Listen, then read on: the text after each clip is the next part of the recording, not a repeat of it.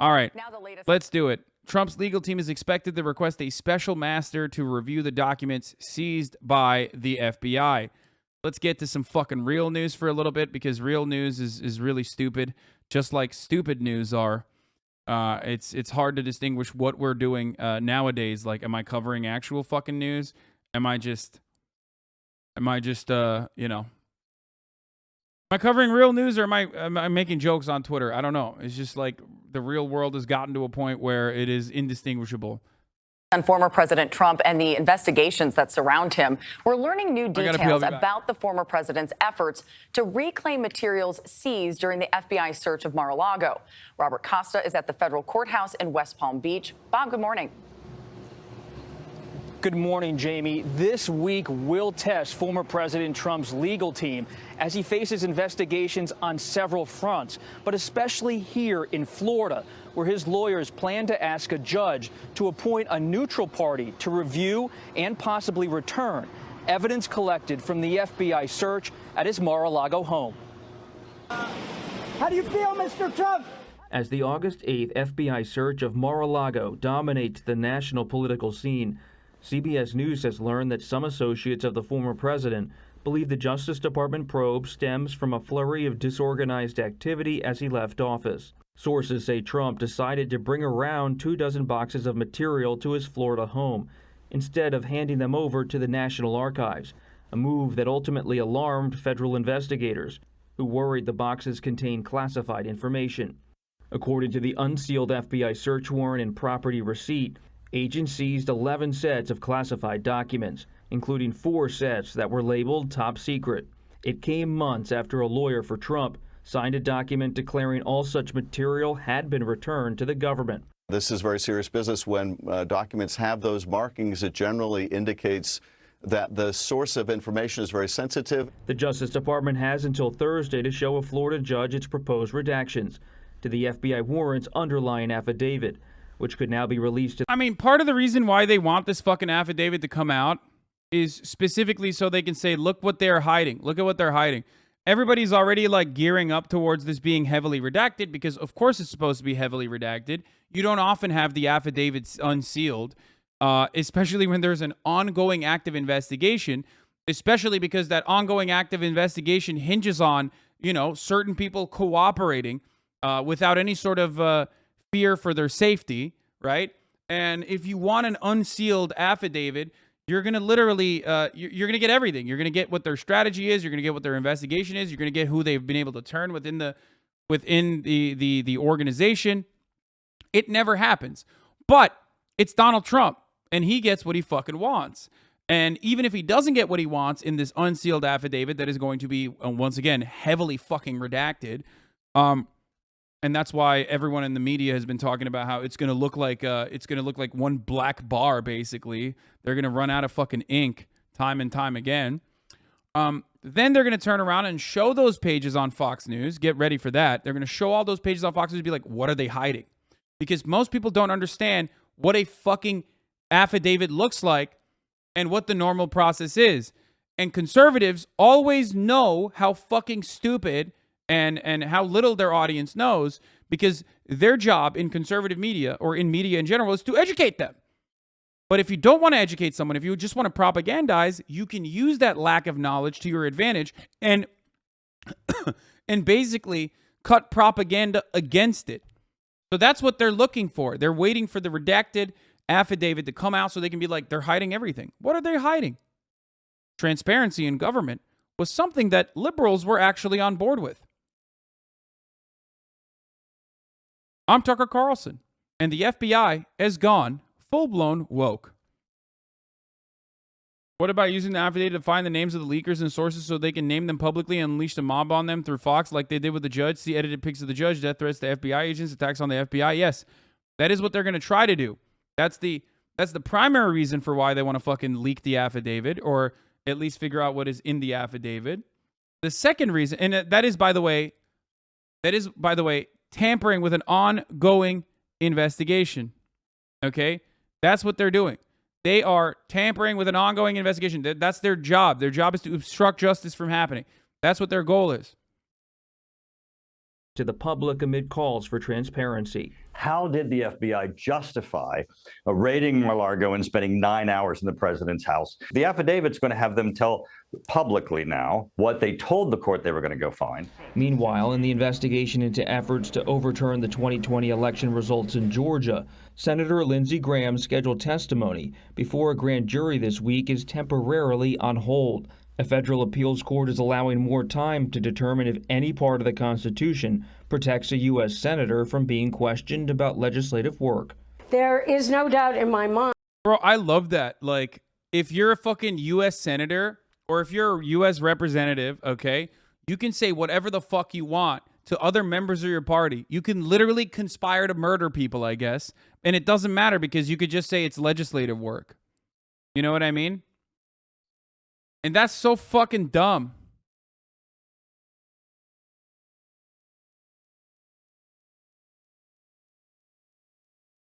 It's so stupid.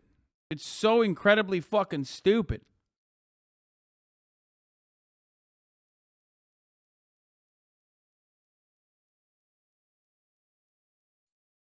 That the most risk to the former president is. Gideon tried to fucking FaceTime me while I'm live. I said, bro, I'm live right now. What are you doing? He said, oh shit, my beat. Tell chat I said spam W stream. It's official, boys. We're a W stream now. Done. It's over. We're a W stream. This is, yeah. Step aside, Aiden. This is the new W stream in town. You feel me?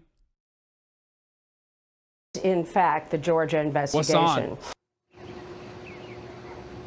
Despite these investigations, former President Trump's advisors tell CBS News he feels emboldened about a possible 2024 presidential campaign. And another possible 2024 contender, former VP Mike Pence, was in Iowa over the weekend. He told the Associated Press that he did not bring classified material with him when he left the White House. Jamie?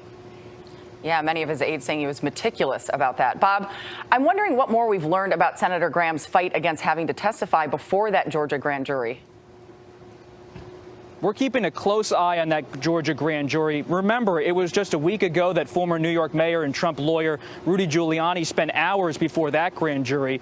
But they're now trying to figure out through a judge in federal courts whether a U.S. senator can testify about the full scope of his work in this sort of setting. That's interesting. We've also heard reports that former President Trump has surveillance video of the FBI search at Mar-a-Lago.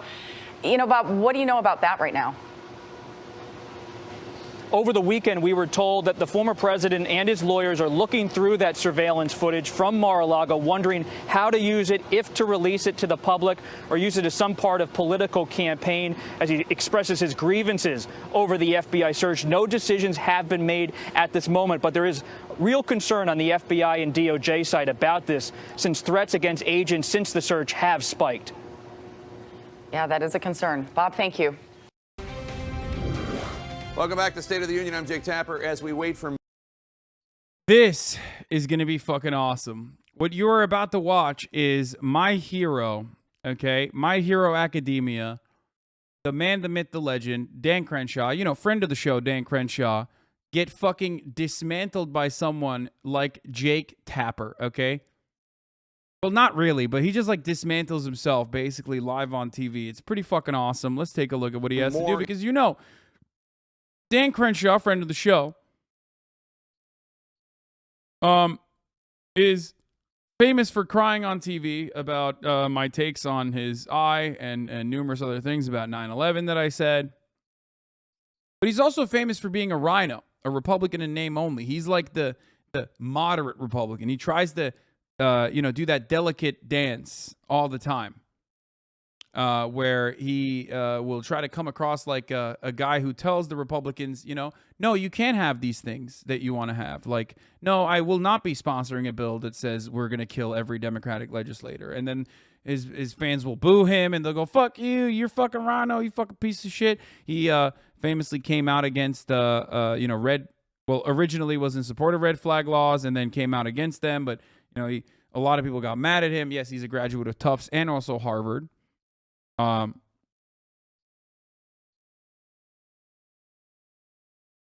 an eye for what pisses off the voter. I agree. He does. He doesn't have very good foresight. doesn't really have very good hindsight either. You know? So let's take a look. Information on the FBI search of Mar-a-Lago. Republican lawmakers are largely standing by former President Trump. And joining us now to discuss is Texas Republican Congressman Dan Crenshaw. Congressman, thanks so much for being here. Really appreciate it. Jake, thanks for having me. It's a slow news week. I don't know what you want to talk about. So there's a lot to get to. Let's start with the fact that you're a former Navy SEAL. You have depended on the intelligence community in very real, tangible ways to protect your life and those of your brothers. As someone who understands just how you've depended on the intelligence community to conduct JSOC operations like, I don't know, finding new trafficking routes into Europe for the Afghan poppy that you were, helping produce opium with. You know, you had a lot of that, Dan. You relied on intelligence to make sure that operation was successful.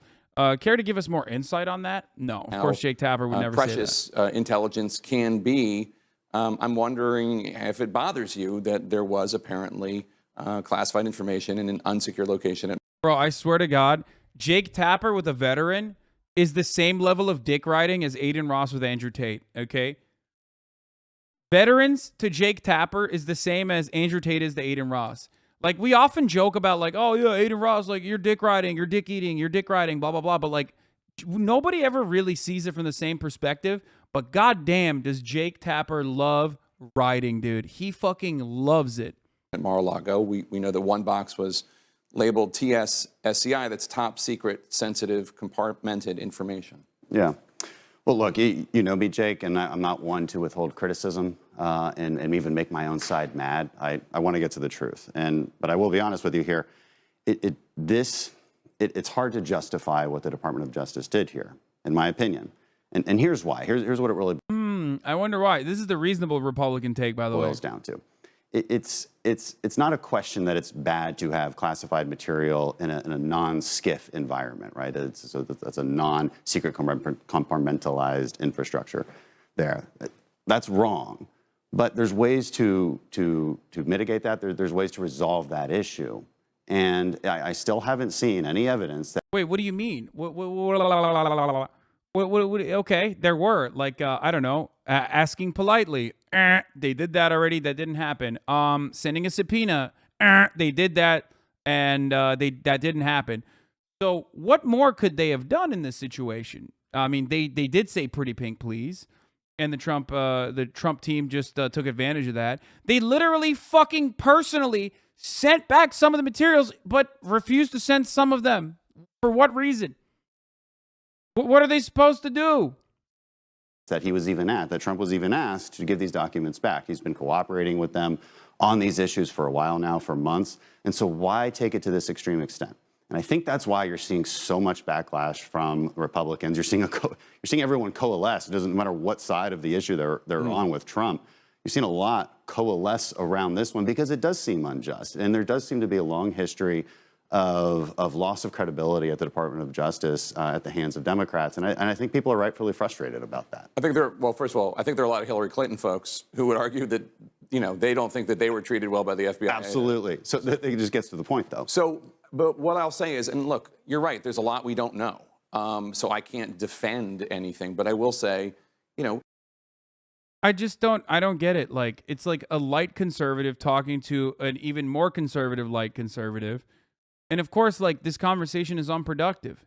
Just fucking ask why he said those things when they did that. It did go to a magistrate judge. The FBI director signed off on it. He was appointed by Trump. There was concern, according to the documents that have been released, about whether or not information would be destroyed. So, look, a healthy skepticism about law enforcement and FBI raids is always fine and welcome as far as I'm concerned.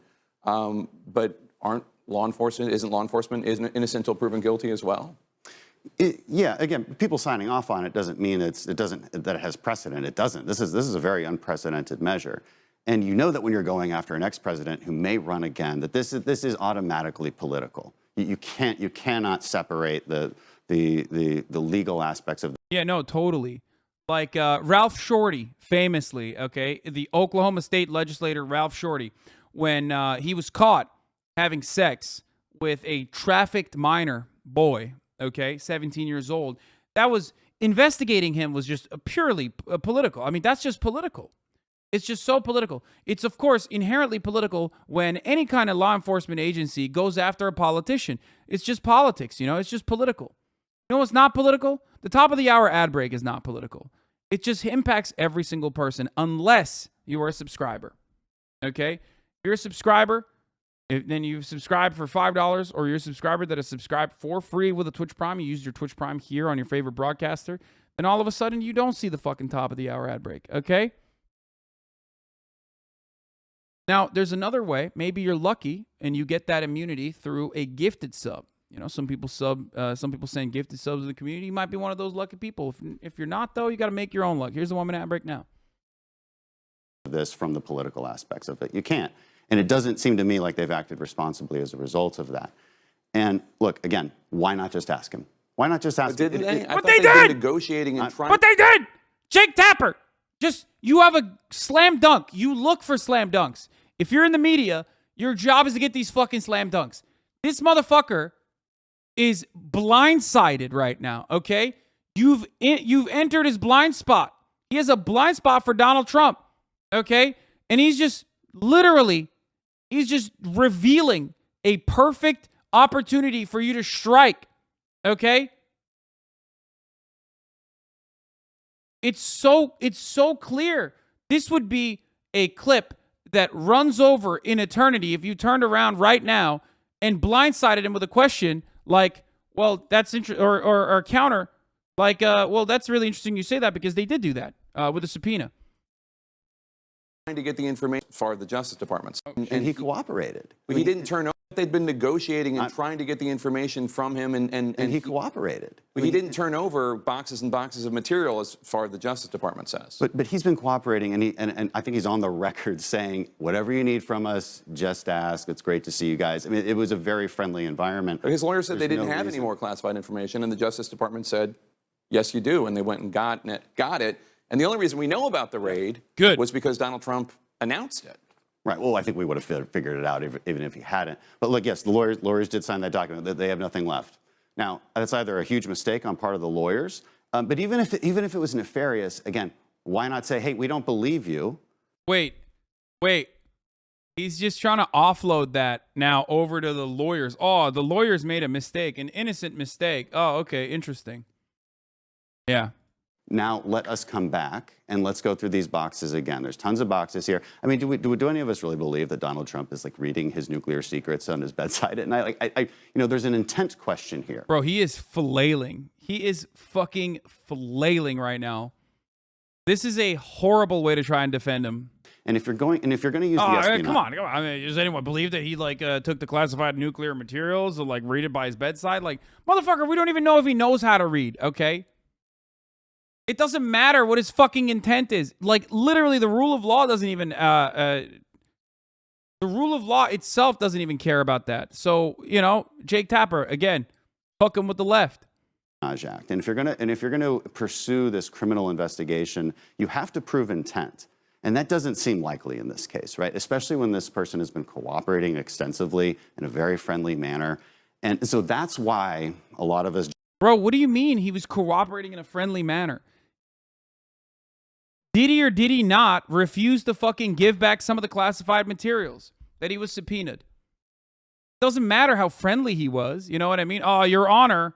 That's so funny. This is such a fucking awesome defense, dude.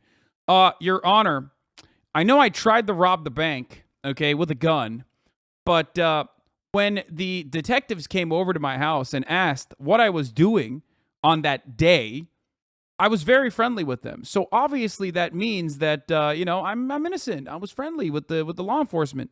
Jump to the conclusion that this was highly politicized because it was so unnecessary to do an armed raid to resolve this particular issue that could have been resolved very easily otherwise. I think a lot of Justice Department people would take issue with your descriptions, but I'm not here to defend the Justice Department. I do want to note that your criticism is fairly measured. I can't say the same about every Republican. Oh my God, dude. Oh, Jake Tapper with a guac 5000. Of course, dude. You're so measured and so brilliant in the way that you're defending Donald Trump. Like, there is no measured or brilliant defense here, dude. Like, that doesn't matter. Like, what the fuck are you saying? You literally hit him with a fucking left hook. You blindsided him, and now you're turning around and be like, but you're actually doing a really good job defending Donald Trump. It's not measured at all. Once again, aesthetic-focused liberals, oh my God, all they care about is someone using the right terms, and that's it. In Congress, and you've been willing to criticize them, Congresswoman Marjorie Taylor Greene, one of your favorites, who called to defund the FBI after the Mar-a-Lago raid. Federal prosecutors have since charged a Pennsylvania man this week after he wrote on social media, if you work for the FBI, you deserve to die. Obviously, that armed man tried to enter the FBI office in Ohio. There's a Republican congressional candidate, Carl Palladino, endorsed by Elise Stefanik, who said that Attorney General Merrick Garland should probably be executed. I mean, that rhetoric, I'm sure, bothers you. Oh, yeah, it's crazy. And it makes us seem like extremist Democrats, right? And so Marjorie... Bro, what the fuck? That's crazy. Was Dan Crenshaw at CPAC? Because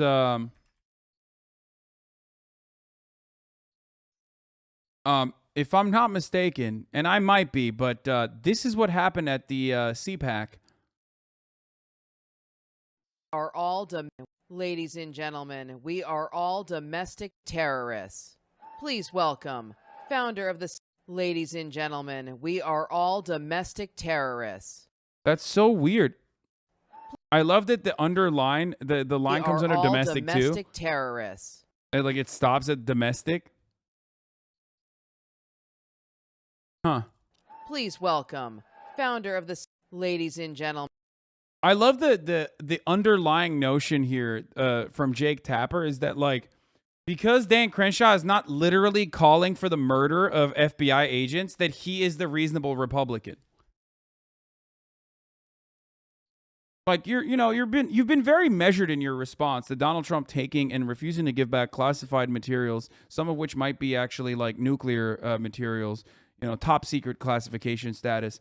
You've been really measured because you haven't called for the execution of the Attorney General Merrick Garland. What do you have to say to that? It's like, that's the bar, really? Like, because he's not trying to actively kill FBI agents? That's cool, I guess. And AOC can go join the defund the law enforcement club if they want. 99% of Republicans are not on that train. What we want is accountability. We want transparency. And the criticisms that we're leveling against the FBI and DOJ are fully warranted.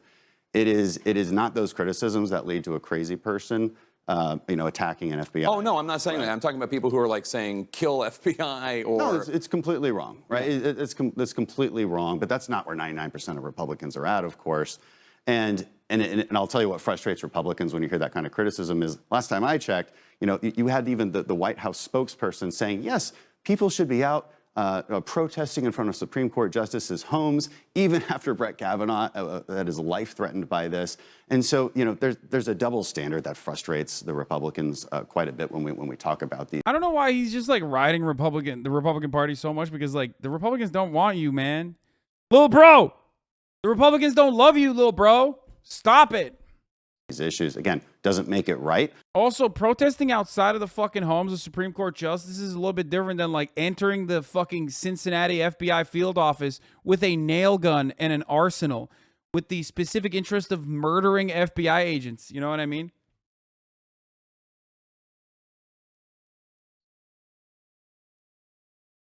You know what I mean? Like that's crazy. I like to be on the side of it's all bad no matter who's saying it. Right. Yeah. He's like, so Democrats can protest, but we can't try to kill a couple FBI agents? Double standard alert. Jake, I like to call that a double standard. And the hypocrisy of this issue really frustrates us in the Republican Party.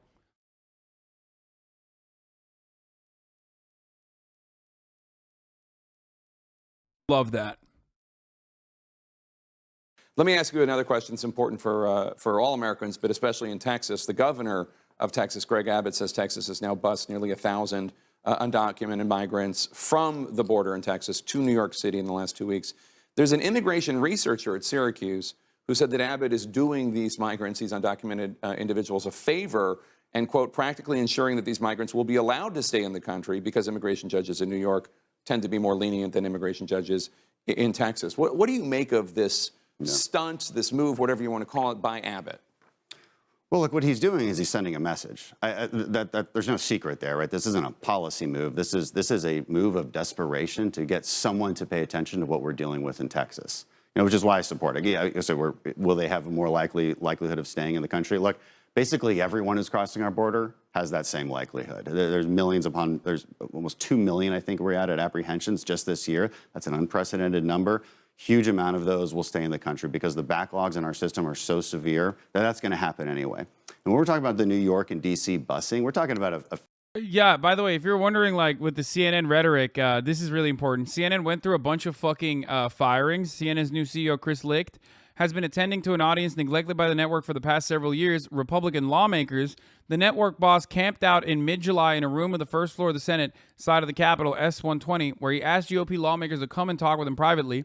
That arrangement avoided alerting the reporters who stalked the halls of the Capitol, sources said, and accommodated Republican lawmakers who preferred not to be seen hobnobbing with him.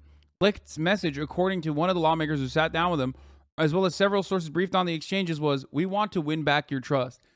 CNN literally looked at the situation, looked at its fucking ratings, looked at the Fox News ratings and went, you know what's the problem here? We're too fucking liberal. We're not conservative enough.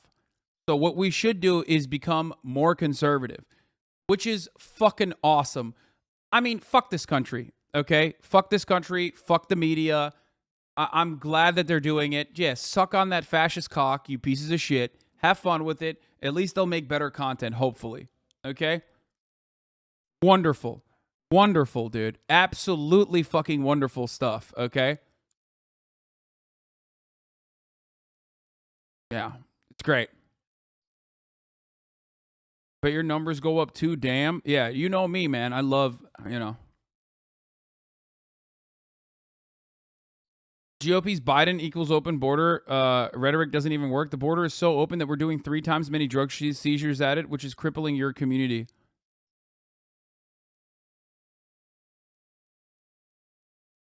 That's the wild thing, is that, like, they constantly point to, like, immigrant apprehensions and say, look, this is an open border policy. It's like, no, dumbass, you're showcasing that the border is not open. If it was open, there would be no apprehensions like this. Anyway,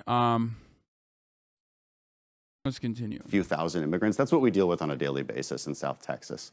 So look, what he's doing, I think, is out of desperation, and it's highly necessary because somebody has to solve this problem. This is an infringement on our sovereignty. It's an infringement on our rule of law. And you know what? It's unfair and it's immoral to the millions upon millions of good, law-abiding immigrants or asylum seekers around the world that have no chance of getting into our system because of the backlog that people are creating because they're geographically close to the United States and they can just walk across. It's not fair. I want to talk to you about Afghanistan, not even too, true. Because those two things are completely removed from one another. Like, there are separate processes that he's referencing right now and using it against one another. That's literally not true. Jesus Christ. We're in this month, it's a 1-year anniversary since the chaotic U.S. withdrawal from Afghanistan. There was a lot of concern about the fallout for Homeland Security and for U.S. intelligence with the withdrawal. Now, the Biden administration has since said that the U.S. intelligence agencies under Biden, that al-Qaeda has not reconstituted. Obviously, the Biden administration, working with the Pentagon and intelligence partners, were able to take out al-Zawahiri. How great is the direct terrorist threat, given the withdrawal? From a 30,000-foot view, it doesn't look bad, given the fact that al-Qaeda has not reconstituted, and al-Qaeda's number 1 was taken out. Depends on who you talk to. I mean, General Petraeus was just on the record this week talking about how, look, it's ISIS that is really the threat and really has the resources right now. The other thing that's clear from the Zawahiri strike, which fully support, I'm glad the administration did that, but here's what's clear about that. The Taliban has been harboring him. Right? This was in a wealthy neighborhood in Kabul. Taliban's been going door to door all over Afghanistan for a year now. They knew where he was. They knew where they were harboring him. It was part of the reason that we believed that the Taliban were never going to adhere to the deal that even the Trump administration made. Okay, so what frustrates me about Afghanistan, is, generally speaking, is that we didn't learn any lessons in the last 20 years, and our politicians and our leaders. I mean, he said literally these sorts of things 2 years ago, and in 29, or not 2 years ago, 3 years ago now, in 2019, on the Joe Rogan Experience on 8/20, And that's why I unironically fucking popped off and said what I said, which, you know, I do not have any, I do not regret at all, because I was right back then and I'm still right for saying exactly what I fucking said.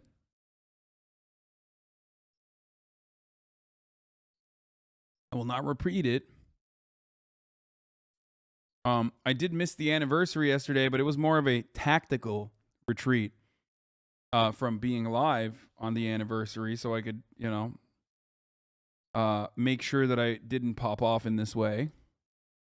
Never told the American people the complicated truth about what's happening there. It's not this normal war where it's us, say, versus Saddam Hussein, and there's a uniformed opposition versus us. And then there's a clear winner and loser at the end when you sign a treaty. That's not what this ever was, right? You were attacked, and then you either took revenge or you sought to prevent it from ever happening again. And our policy was to seek to prevent it from ever happening again, and that requires resources, requires building up capacity with our allies, and that's complicated and it's messy. And some people call it nation building, you can call it capacity building, stability operations, whatever you call it, it's tough. And over 20 years, we sort of figured out that right balance, where we're actually investing very minimal resources. We hadn't lost a single soldier in over a year.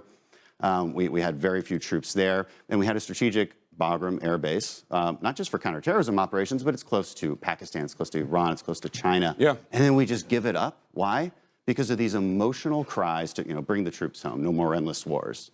And instead of addressing the complexities of this issue and understanding what national defense is, which does involve forward deployed presence, a connection with allies, building capacity with them so that I'm not the guy losing my eye to do it.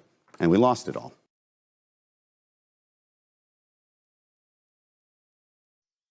I'm like white knuckling through this, bro. It is so hard for me not to say something. I'm not saying anything about it, okay? I'm not.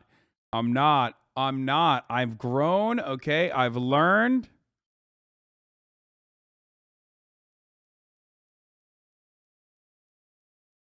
I'm just not going to say it. I'm not going to say anything, okay? He doesn't want to be the guy who loses his eye, you know? Yeah. Freak accident. Here, let's start with that new NBC News national poll, which shows 57% of Americans believe the investigations into Donald Trump should continue. 40% say they should stop. When it comes to top issues facing the country, threats to democracy have overtaken the cost of living. The poll also shows a very dissatisfied electorate, tracking with other numbers we've seen for several months now. 74. Top issues are threats to democracy, cost of living, jobs in the economy, immigration and the border, climate change, guns, abortion, and crime. Percent of Americans say the country is headed in the wrong direction. A record 58% believe America's best days are behind it. And 68% believe the United States currently is in a recession. Republicans have a slight 2-point edge when it comes to which party voters want to control Congress, though that's in the margin of error, a tie game there. But Democrats have significantly closed the enthusiasm gap. 68% of Republicans express a high level of interest in the upcoming election versus 66% for Democrats in May. That gap was 8 points. Let's go straight to NBC News national political correspondent Steve Kornacki at the big board and the co-founder of Axios, Mike Allen, with us. One of my favorite things in this process has been the Mitch McConnell admission that came out this past week of just basically saying, like, we got no shot at the Senate now. Y'all done did it, which is pretty cool. See, Trump is using the raid to boost the midterm. Yeah, except like once again, I think that all the Democrats need to hammer further is the horrifying things that are happening to women in red states that want to get an abortion and can't, or do end up getting an abortion and are now being like criminally charged in order to push for more participation from the voting population. Yeah, Dr. Oz is a huge throw by Republicans too. I mean, that's a hard one to salvage As well. So, Steve, take us through some of these numbers and what jumped out to you. Yeah, Willie. I mean, everything that we're trying to figure out, it seems, in the last month or so is something changing here in terms of the midterm climate towards the Democrats' benefit, away from the Republicans. Of course, the usual trend has been the out-of-power party. The opposition party does really well in midterm elections. Earlier this year, just about all the numbers were pointing in that direction. The question is, are those numbers changing at all? So let's take you through some of the big ones. You showed a few, and let's try to put some context on this. First, the president's approval rating. I mean, typically, this tells you a lot about where things are going in a midterm election. The only two times in the modern era when a president's party has not lost seats in Congress in a midterm, the president's approval rating was sky high on Election Day. That would have been 2002 with George W. Bush. He was in the high 60s. That would have been 1998 with Bill Clinton. He was in the high 60s. You see Joe Biden is sitting at a 42% approval rating, 55% disapproval. The last time our poll, the NBC poll, was in the field, it's been a little while, but back in May, it basically looked exactly the same. Start of the summer, end of the summer here. Biden's approval rating in our poll basically flat. You mentioned also that question of the generic ballot. In our polling, again, comparing late spring, start of the summer with right now, really hasn't budged that much statistically here. Republicans ahead by 2 now. Had been a tie in May. This is interesting when you look at this one historically. Think back now, over the last decade or so, there have been 2 big Republican midterm years. That was 2010. That was that huge sweep when they won 63 seats. And that was 2014, Barack Obama's second midterm. It was a big one for Republicans. At this same point in 2010, Republicans were +6 on the generic ballot. It was clear by the end of summer 2010 where things were going in that midterm election and that Republicans were headed towards a very strong performance. I think what's interesting is if you look at 2014, which was the other big Republican midterm year, at this point, Republicans actually trailed in 2014 on the generic ballot by an average of 1.4 points. I think it's worth keeping in mind. If you think back to 2014, there was talk until very late in that midterm cycle that maybe Democrats were actually going to buck history and have a good year. One of the things was that generic ballot was favorable to the Democrats until deep into the midterm campaign. So if you're a Republican, you hope that this is a repeat of 2014. If you're a Democrat, you hope you could just kind of keep it where it is right now in terms of that generic ballot. And then you mentioned the enthusiasm as well. I mean, look at this change. I do think this is notable here. If you, we went one screen too far there. If you went back to March, this is what I'm saying. Earlier in the year, the numbers there were consistent with a big Republican midterm advantage. The Republicans had a 17-point advantage when it came to their voters saying they had the highest level of enthusiasm coming into the midterms. In May, it was down to 8. Now that gap is down to 2 points. And if you think back to just 4 years ago, the big blue wave of 2018, when Democrats gained 40 seats in the House during Trump's presidency, on this same question, Democrats were leading by 2 or 3 points. So now it's a Republican advantage of 2 points in our poll. But the movement there, it started before that Roe decision, but it's continued since that Roe decision. The movement there in the Democrats' direction, I think that one is interesting. And then you put this up here, the top issues, well, people say the top issues facing the country are, it is interesting, threats to democracy makes #1 overall. If you add together cost of living and jobs and the economy together, they would come to 30%. If you merge those two as sort of similar, that would be #1, although that combined total is down a little bit from our last poll. But what I thought was really interesting was just to look at the partisan breakdown. How do the two parties look at the top issues facing the country? And you see some pretty stark differences on this one. For instance, you take the question of abortion, particularly after the Supreme Court decision, 15% of climate change, 9%, abortion, 8%. We're not going to make it, boys.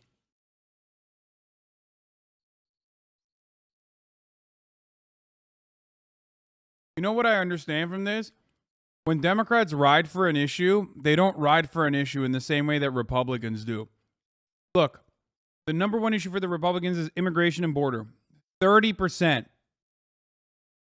The #1, when something is a problem for Democrats, they're like, 13%, 15%, and Republicans give 3%. When something is not an issue for Democrats, they give 2%, but Republicans give 30%. Democrats rate that as the most important issue facing the country, 5 times greater than the Republican number. Only 3% of Republicans rate abortion as the top issue facing the country. And then how about this for an imbalance? Immigration and the border, 2% of Democrats cite that as the top issue in the country. 15 times as many Republicans, 30%, rate that as the top issue facing the country. So there are some stark divides here between how each party universe looks at the big problems facing the country heading into this midterm. Which is wonderful, because now CNN's like, we need to cut more racial agitprop about like immigrants doing murders or something to greatly overemphasize and make it seem like it's a genuine problem.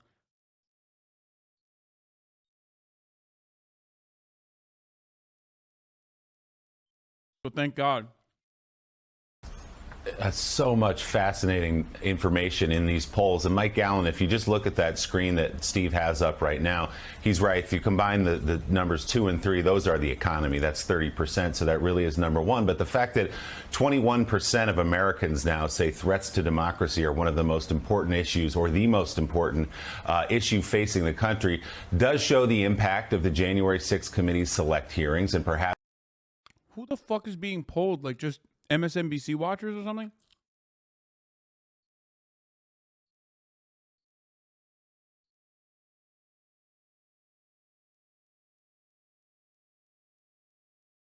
Like, that's crazy to me.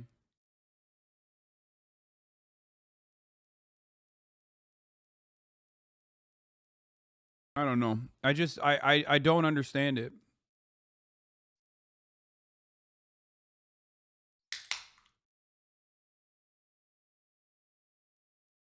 perhaps even now, the FBI investigation looking into Donald Trump, and this general theme, this general tone that we've been living with for a couple of years now about really the foundation of what our country is built on.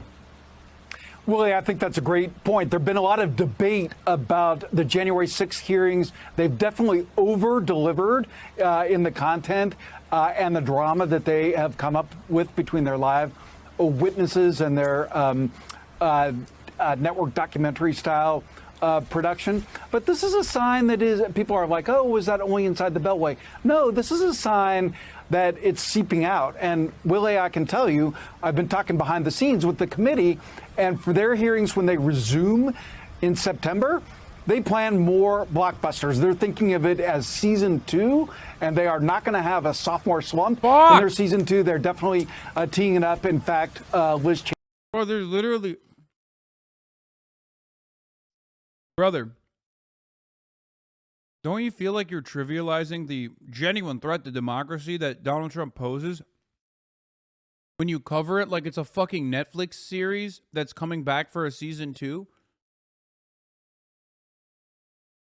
I'm done. I don't know, man. I don't know. Maybe they know better than I do. They probably do. Cheney, vice chairman of the committee, even teasing the idea that they might try to call President Trump. And yesterday pressing Vice President Pence to deliver on his statement last week that he was considering, or that he would consider appearing. She actually said he has an obligation to do that. So that's a big fight we're going to see in the next couple of weeks. Willie, zooming back to this poll, and it's a great NBC News poll, 1,000 registered voters, 3-point margin of error. There's 2 findings here that really leapt out at me, and they're both very clever questions. The first one that we saw on that graphic earlier, when we saw that only 1/3 of Americans think the best is yet to come. I have not seen this question before. Is America's best days behind us? And I guess it's been asked because Mark Murray's story said that this is a record number of people said that it was that the best days are behind us. And then a second finding, Willie, that we're featuring in Axios AM this morning was also a very clever question that NBC has asked over time, and that is about President Trump.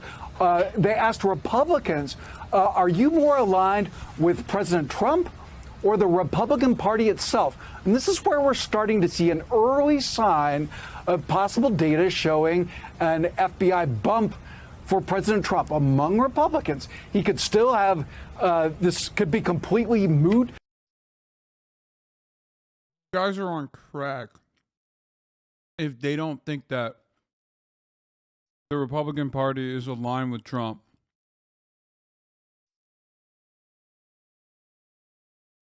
They have to be on crack. He's, of course, being investigated for possible violations of the Espionage Act, so your poll numbers don't make much difference to you in that situation. But we're seeing a recovery in this NBC poll from May until now in the number of Republicans who think that they are aligned with President Trump as opposed to the Republican Party. Why that matters?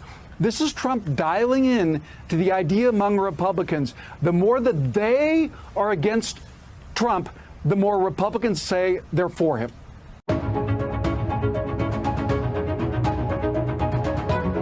This is who we are, bro. They're right. All right, primaries. Now to the latest in the primary showdown as voters gear up to head to the polls tomorrow in many states. Our congressional correspondent Rachel Scott has the latest on the key races, especially in the battleground state of Florida. Good morning, Rachel. Hey, Robin, good morning. Yes, the last major primary day ahead of the midterm elections kicks off in just 24 hours, and it will be a consequential day for Democrats. So let's start in the critical battleground state of Florida. Tuesday's primary will determine which Democratic candidate will face off against the state's governor, Ron DeSantis, in November. It's a two-person race between the state's Commissioner of Agriculture, Nikki Fried, and Representative Charlie Crist, who was once the Republican governor of that state. Now he's vying for the Democratic nomination. And in the race for Senate, Tuesday's primary is also expected to solidify a highly watched matchup between Republican Senator Marco Rubio and Democratic Congresswoman Val Demings, with control of the Senate on the line.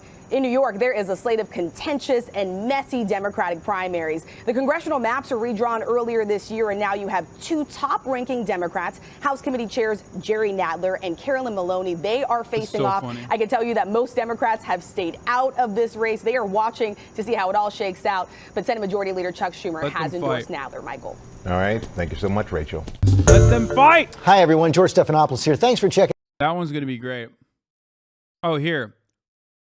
We're now going to watch Arkansas.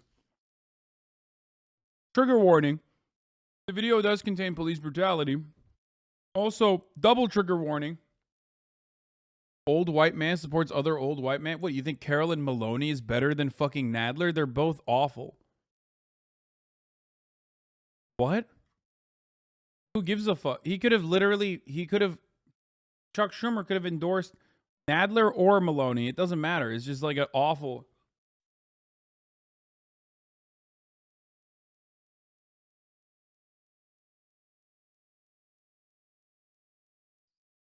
Anyway, this is a very hard video to watch. I already saw it.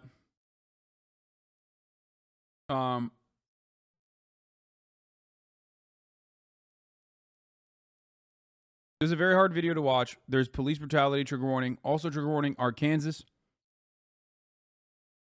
Yeah, I can show it. There's no blood.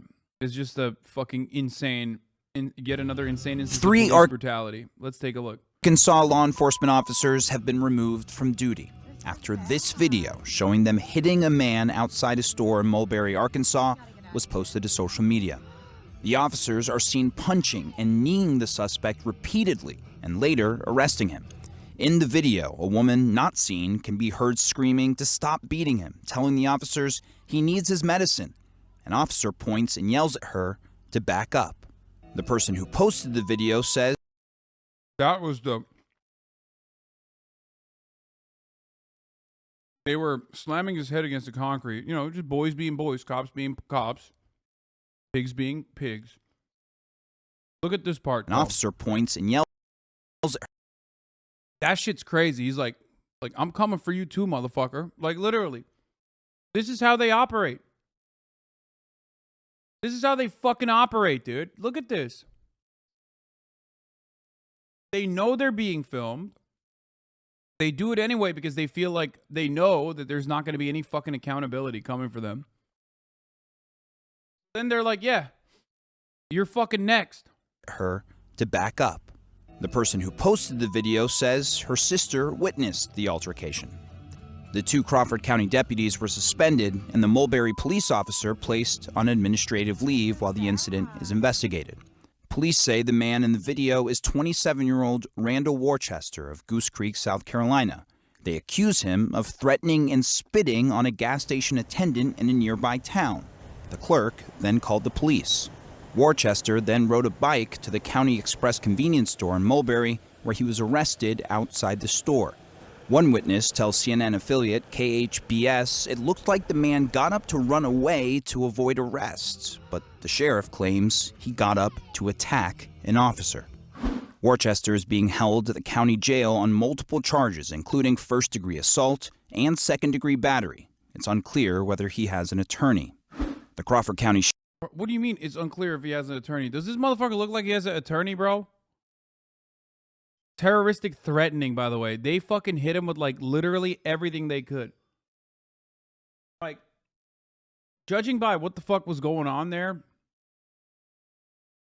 it's something that you've probably seen already. Maybe not the police brutality side, but, like, it's another dude who's, like, lost their fucking minds.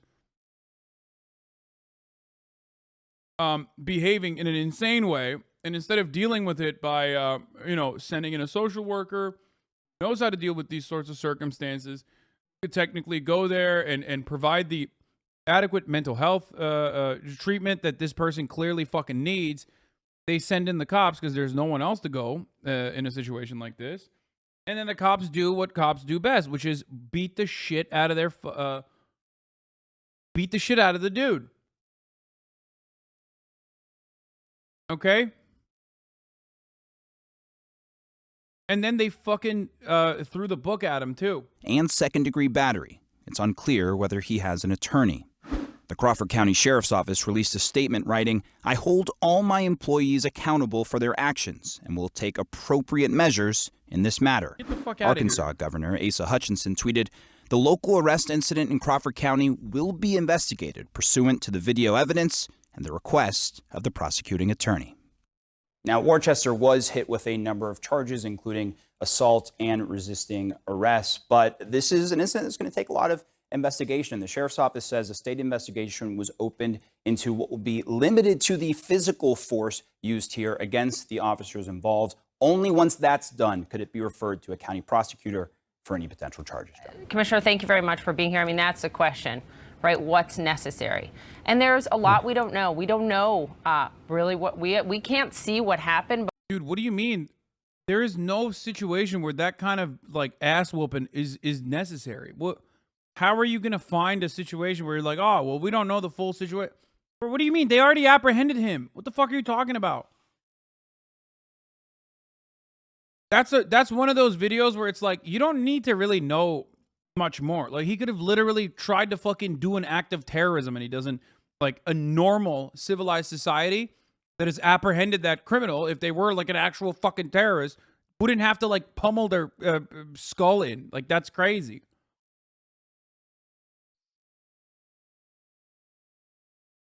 They're fucking kicking him.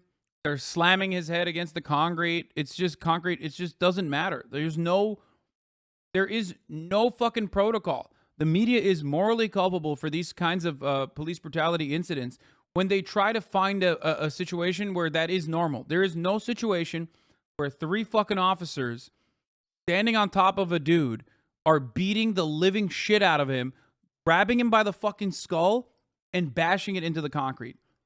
That's not a thing. There is no situation that is justifiable. That's it. You violated it. This is not like a fucking police shooting situation where, like, did the guy directly shoot at them and then the cops had to shoot back? It's not even like that. You see it. The video itself very clearly shows, like, the dude is fucking kneeing him. One dude is kneeing him. The other dude is grabbing his fucking skull and ramming it against the concrete. Like, what the fuck do you mean?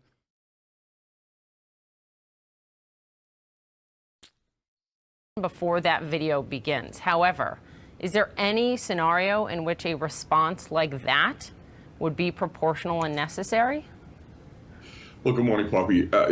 It's clear from the video there was excessive force used. No matter what happened beforehand, the aggressive punching and pushing the defendant's head into the ground is just inexplainable, unexplainable. It's frustrating to see something like that happen after all that's gone on. You know, as someone who's been in the... Bro, look at this ballerina ass motherfucker. My man's doing reverse single leg raises, bro. Look at this guy. That's the most flexible cop in the entire fucking state of Arkansas, motherfucker. Look at that. Oh, man, it's just, it's crazy. So far outside the realm of what police action looks like normally. It's like, no, it's not. This happens all the fucking time. Just because it's not a fucking another police murder doesn't change that reality.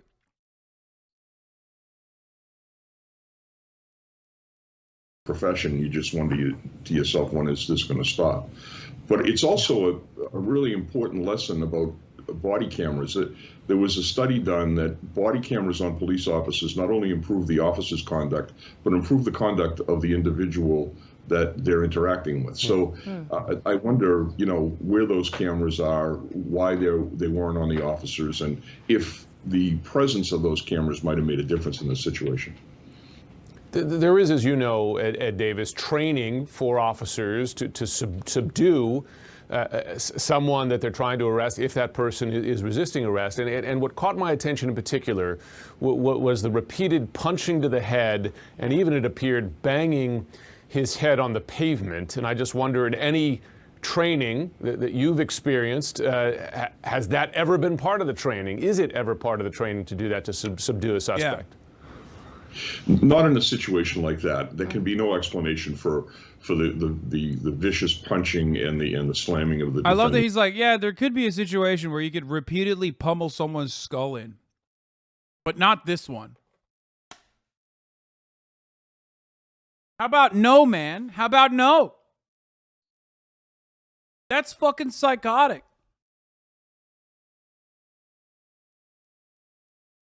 Head into the ground.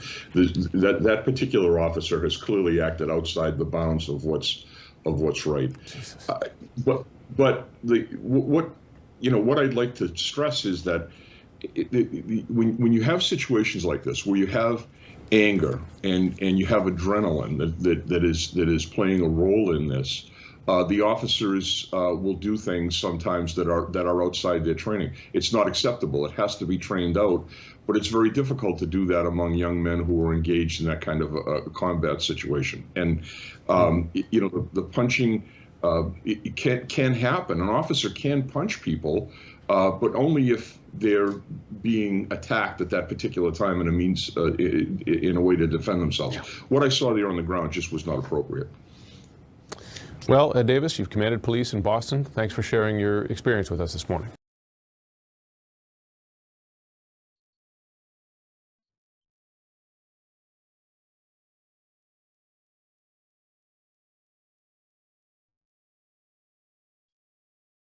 Boys just can't control themselves, Cops are just, that's how cops are, you know what I mean? This is how cops be like. Just can't stop. They can't stop themselves. Adrenaline kicks in. Boys will be boys, dude.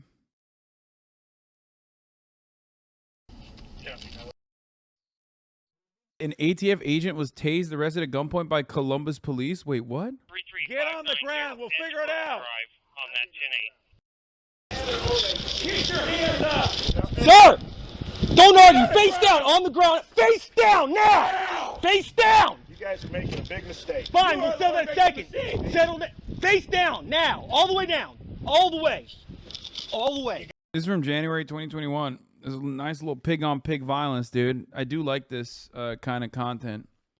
I am a fan of that, Hogalina's gone wild. Hog-on-hog violence. Let's take a look. Got my IDs right here, left pocket. Left. And we're going to put your arm on your back, sir. Wait a sec. Do not resist. I'm not resisting. Do not resist. It's so funny that people always say, like, stop resisting, do not resist, when, like, the entire fucking, like, the entire way of handcuffing someone is to force your body into contorting in a way that it is impossible to be in. It is a very uncomfortable and very painful way to stand. So, of course, your body automatically, because it can't stretch that way, will resist. That's why I always say, like, whenever people say, like, do not resist, stop resisting, they're fucking lying. Like, that's not a... They might legitimately think the other person is resisting, but, like, that's it. It doesn't matter. Like, of course you're going to resist. Your joints are fucking resisting. like a moron. Wait a second. Stop. Wait a second. Wait a second. Don't do this. Wait a second. I got a medical condition. Get my license out of my pocket. We're getting you secured. Please, wait. No, whoa. Hold on. I'm hyperventilating. Please. Wait, please, sir. I'm not. Stop resisting. Would you please get my ID out of my left pocket? Stop. I'm begging you. My wife's please. It's right here. Please get it. Wait, sir, help me up. Just hold me up. Sir, I can't do it. Wait. Sir! Stop resisting now! Please help me. Sir, please get my federal creds! Get your taser out, Joe. No, don't do that, please. Sir. Don't make me tase you. You're going to get tased. Put your right arm behind your back. Okay. Put your right arm behind your back. Help me up. No. Help me up. No, you're going to stay on the ground and put your right arm behind your back. Let me breathe. You can breathe just fine. I'm gonna. Ow, don't do that. Okay, here. My God. Get him cuffed. It is cuffed. Please stop. Get him cuffed. Please stop, sir. Wait a second. Oh, he busted out the taser, bro. He's tasing him. Sir, please help me up. Please. I'm a federal agent. My God, my gun, my pistol. You have no idea what you are, acting the way you are. Sir. Who the heck do you think you are acting like? Nobody. I wanted you to see my goddamn creds. The lady was freaking out, for Christ's sake. Oh. Sir, please. Please. My God. Sir. Roll over. Sit up. It's in my goddamn Sit up. Creds. Let him sit up. I showed her my goddamn creds, for Christ's sake. Right there, left pocket. Left pocket, cargo pocket. Please take him out. Don't try. I love this, dude. This is so funny. Motherfucker's getting his ass tased. He's still calling him sir, dude. It's just... Oh my God. Bootlicking is a disease, dude. Holy shit.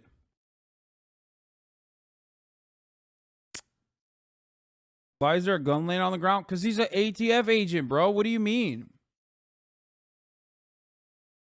It's his gun.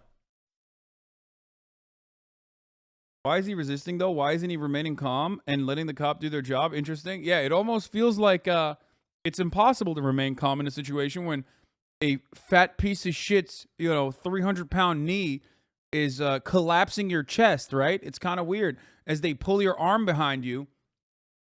Huh.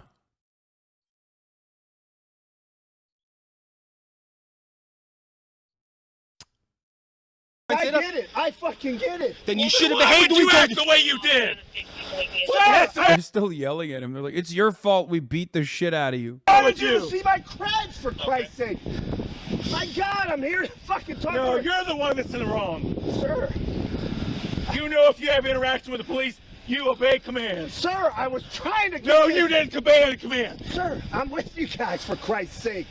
I'm a fucking federal agent. Who's your supervisor? What's his name? What's your supervisor's name? Hang on a second. The SAC is currently John McPherson. Dude, that's so funny. They're quizzing him. They're still quizzing him. Oh my God, that's awesome. Yo, tase him some more, motherfucker. Come on. Who's on his way out to retire, who will soon be rolling. I took the mag out. My God. This is crazy. You ought to be ashamed of yourself. ATF agent's like, this is crazy. I didn't realize police brutality was a real problem.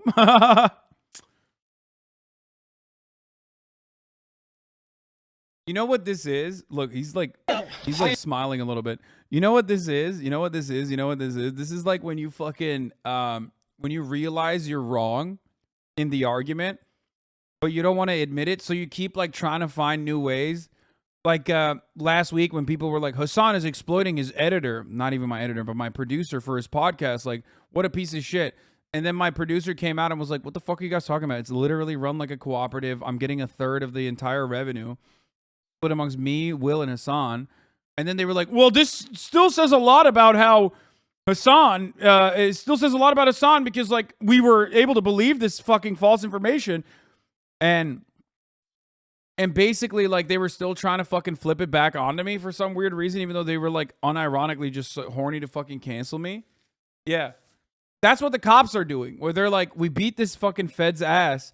So now we have to be like, now we have to act like there was a justifiable reason for this. Are you even an ATF agent? Like, who's your boss? My God. This is crazy. You ought to be ashamed of yourself. Stand up. Stand I'm up. not trying to be ashamed of myself. Come out and see the back of the cruiser. Let me see. Get in the car. Get in the car. Sir, please. You gotta see the back of the cruiser. My God. Sir, I'm just trying to do my goddamn Just get job. in the car. Why would you make us do this? I didn't want you to. I wanted to. Wait. No, hold he's on. hold him. I'm locking the door. Why are they still like? Why is he still handcuffed? I legit don't understand. They looked at his like. They saw his badge. They looked at his wallet, and he's still currently That's so strange. I'm pretty sure at that point it's like you're kidnapping a federal agent, right? Like you can't I don't think you can do that. Like I don't think that's allowed, you know? I don't. Relax. Hold him. Hey, guys, please, just talk to me for 1 second, please. Get in the car. No, We'll wait. talk later. Sir, wait. You had your chance. No, I was trying to give you my creds. You didn't let me show them to you. Once tried. I did. Get in there. Have a seat. Wait, Now. Have a seat. Please, wait. I gotta breathe. Okay, Please, you sir, can- let you me can breathe. sit down and breathe. Let me breathe. I have a medical condition. We're gonna get air tea. Get your legs in. A lot of the comments are hating on ATF agents. Yeah, because that's the last resort of the libertarian. Like, libertarians are so fucking cucked by the police state, but at least, like, they still hate the ATF, right? And that's it, because they're the bad guys that come after your fucking guns, okay? And the ATF is horrible, by the way. Don't misunderstand me. I mean, god damn, dude. They are pretty fucked up. The #1 dog killers. But having said that, that's the reason why so many of these motherfuckers are probably siding with the cops in this, because they just despise the ATF. It's a way for a libertarian to maintain it's like, I'm anti-federal agencies attitude while still sucking on the boot of the law. Get your legs in. We're closing this door. Sir, get your legs in. We have a squad rolling. This guy's claiming he's having please, breathing call an problems. ambulance. I'm asking I for just an did ambulance. 2 seconds ago. Get in the car. Sir, I don't need the back. The taser didn't bother. You just said call an ambulance. We don't need a medic. No, you don't want one. All the way in the car. Get all the way in. I can't breathe. I'll go run. Wait, sir. All the way in. Put your feet all the way in. No, sir, I'm begging you. Get all the way in. Bro, that's so funny. That's crazy. That's actually crazy. Like, I don't understand how the fuck they continue arresting him. Like, they 100% now know. Why don't you time Fear and for when you're not streaming? What do you mean? Like, releasing it?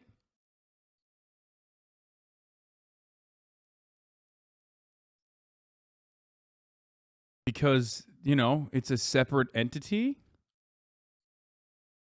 Just watch it later. It's not fucking live, dude. You don't have to, like, immediately watch it. Yeah, like on off days or something. Motherfucker, I don't have off days. What are you talking about? Why are you mad that, like, you're getting extra content, but you're getting it, like, now you have something to watch later at night when I'm not streaming? Anyway, back to this fucking fun shit. Wait, how did this happen? Okay. Get in. For crying out loud, you're a cop, you're not an ass. No, wait, I can't. You're fucking my head up. The seatbelt's in place. Please. Oh, that's so funny. I didn't act anything.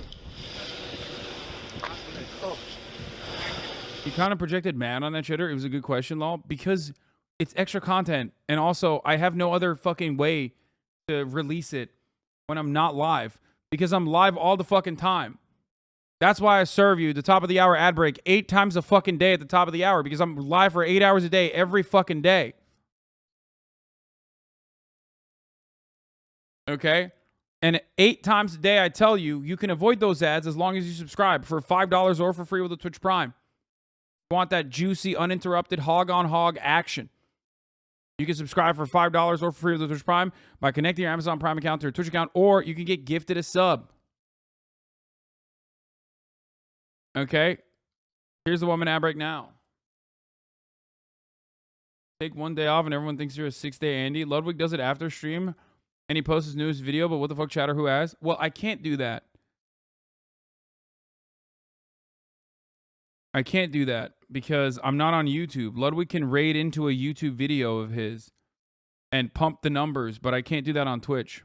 Please, sir, if you are a real police officer, you ought to be ashamed of yourself. I'm trying to give you my creds. Guns up. Sir, I'm trying to give you my creds. Trying to give you my creds. Sir!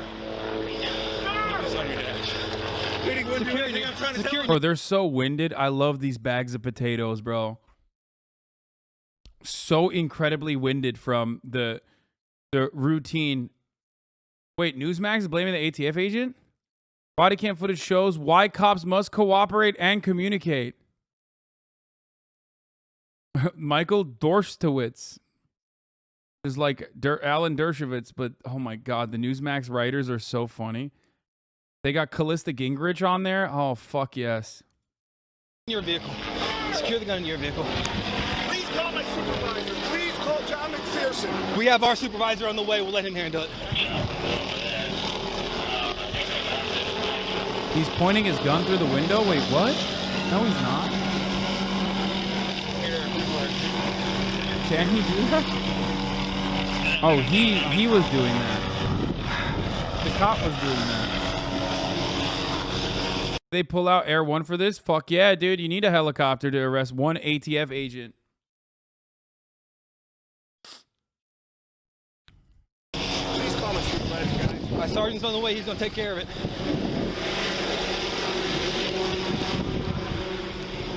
I mean, seriously, guys. Hey, sir. I didn't mean to get you worked up, but when you get a gun pointed in your face by a cop, you get to argue. You don't get to argue. You don't get to argue. You don't get to argue anymore. I was trying to show you my cred. You get to do that after you're secured.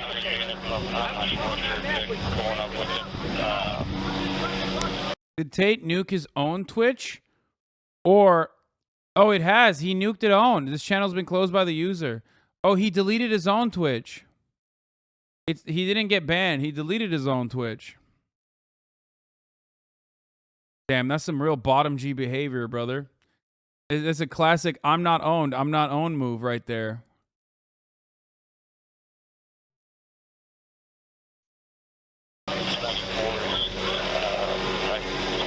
Oh, more cops. They need backup. They need all the backup they can get on this one, I think. One cooperating federal agent. Is this guy here outside the whole time? I think so. We have to get him as a witness. Yeah. Hey, sir, we're going to need you to hang around for a little bit. You saw everything, right? Thank you. I'm just putting this stuff on your hood. That's fine. Whenever the sergeant gets here, we'll call his supervisor. Look, I'm going to let him handle. I'm not talking in. It's just civilian. Dude, you saw how he was. He wouldn't I know. lie. No, you never. No. Don't even argue with him. Video. Don't even argue with him. Just let him yell. Just let him yell.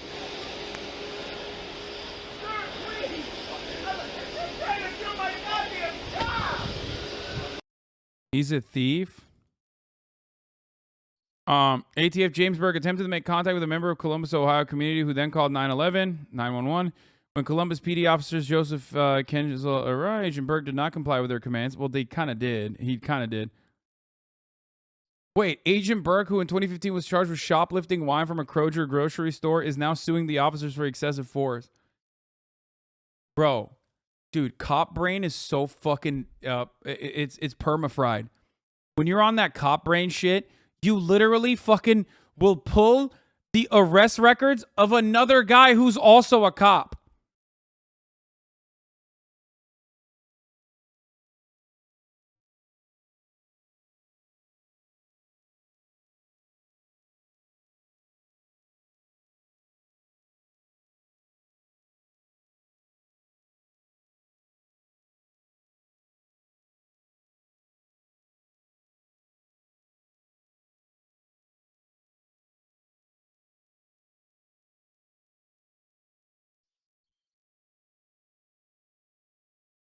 Bro, he shoplifted a 5-bottle of wine, bro. He's a criminal, bro. That's crazy.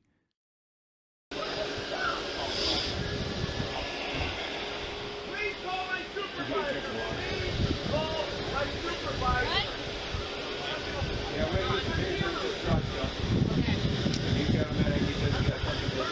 He may even really be a police officer. He's got a badge, but he wouldn't do anything. He wouldn't get on the ground. I told him over and over to get on the ground. He wouldn't comply with anything. He followed us the whole time. sir. We can get in the car. If he is a real police officer. No, I got a little scratch. I'm fine. I'll do that. Yeah. All right. By the way, the truthaboutguns.com is going to definitely take an anti-ATF and pro-police slant in this one. You have to understand, you're probably confused. You're like, why are the fucking right-wing publications like defending the cops in this situation? One, because they love defending the cops, and it's like they're perma-stuck on defending the cops. And two, everybody hates the ATF. You have to remember that, like, right-wingers hate the ATF. Libertarians, it's the last law enforcement agency that libertarians will actually fucking genuinely criticize and shit on. Okay? And he apparently sued them as well, which we'll take a look at in a second. 12-gauge or 20-gauge one-foot shotgun. Did we get him all a good pat down on him and everything? Not really, We got no. 133 off. ATF stands for alcohol, tobacco, firearms. They're the guys who like go in and take guns away. I gave her my name. I gave her my badge number. And when the officer I was taken by surprise. I got out. I went where? Yes, also known as the fun police. I don't have mine. I mean, yeah. The door knock. I couldn't show him my credits. He's telling me to get on the ground. He's pointing the gun. I'm freaking out because that's not the response. Yeah, be sure to hydrate, brother. When you let the hogs out into the wild under the hot summer sun in the Columbus, Ohio sun, you gotta make sure you stay hydrated as you arrest other law enforcement agencies. Which car did he come in?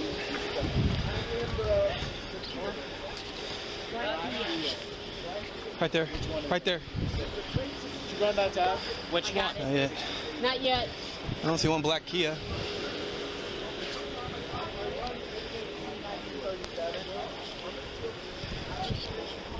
Do you have your computer up? If not, I'll leave. Henry? Yeah.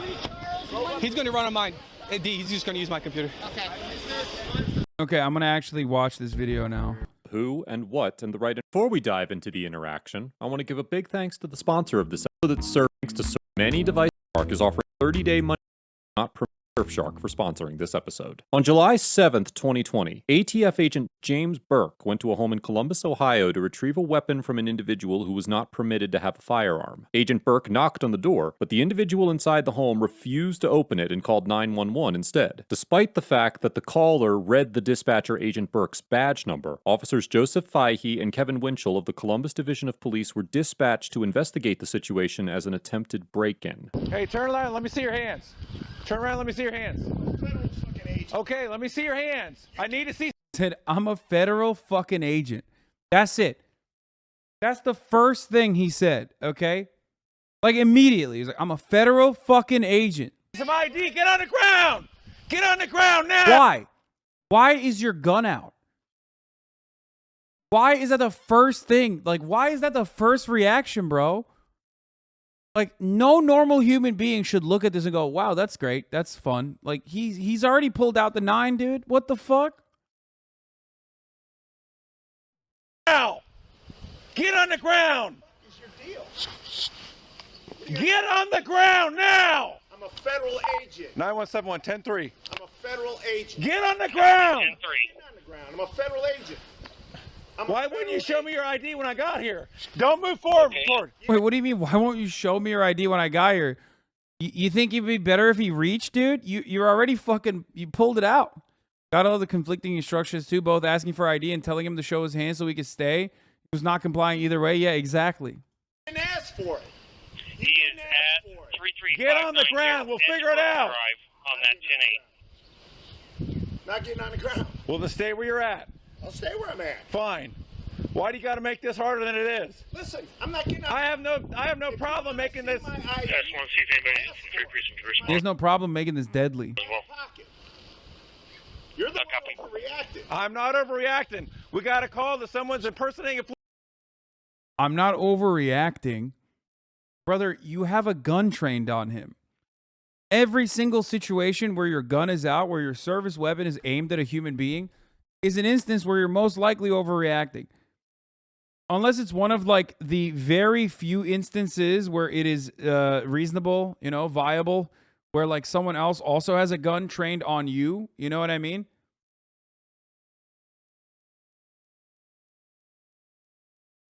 That's the only instance where it's like it's you're not overreacting. Police officer out here doesn't have ID. Wow, that's such a bullshit take. Wait, what? You really think cops should just pull out the gun? Do you not understand that is like absolutely an escalation? No kidding, because she doesn't want to open it. Okay, get on the ground so I can find out who you are. It ain't happening. Okay, fine. Fine.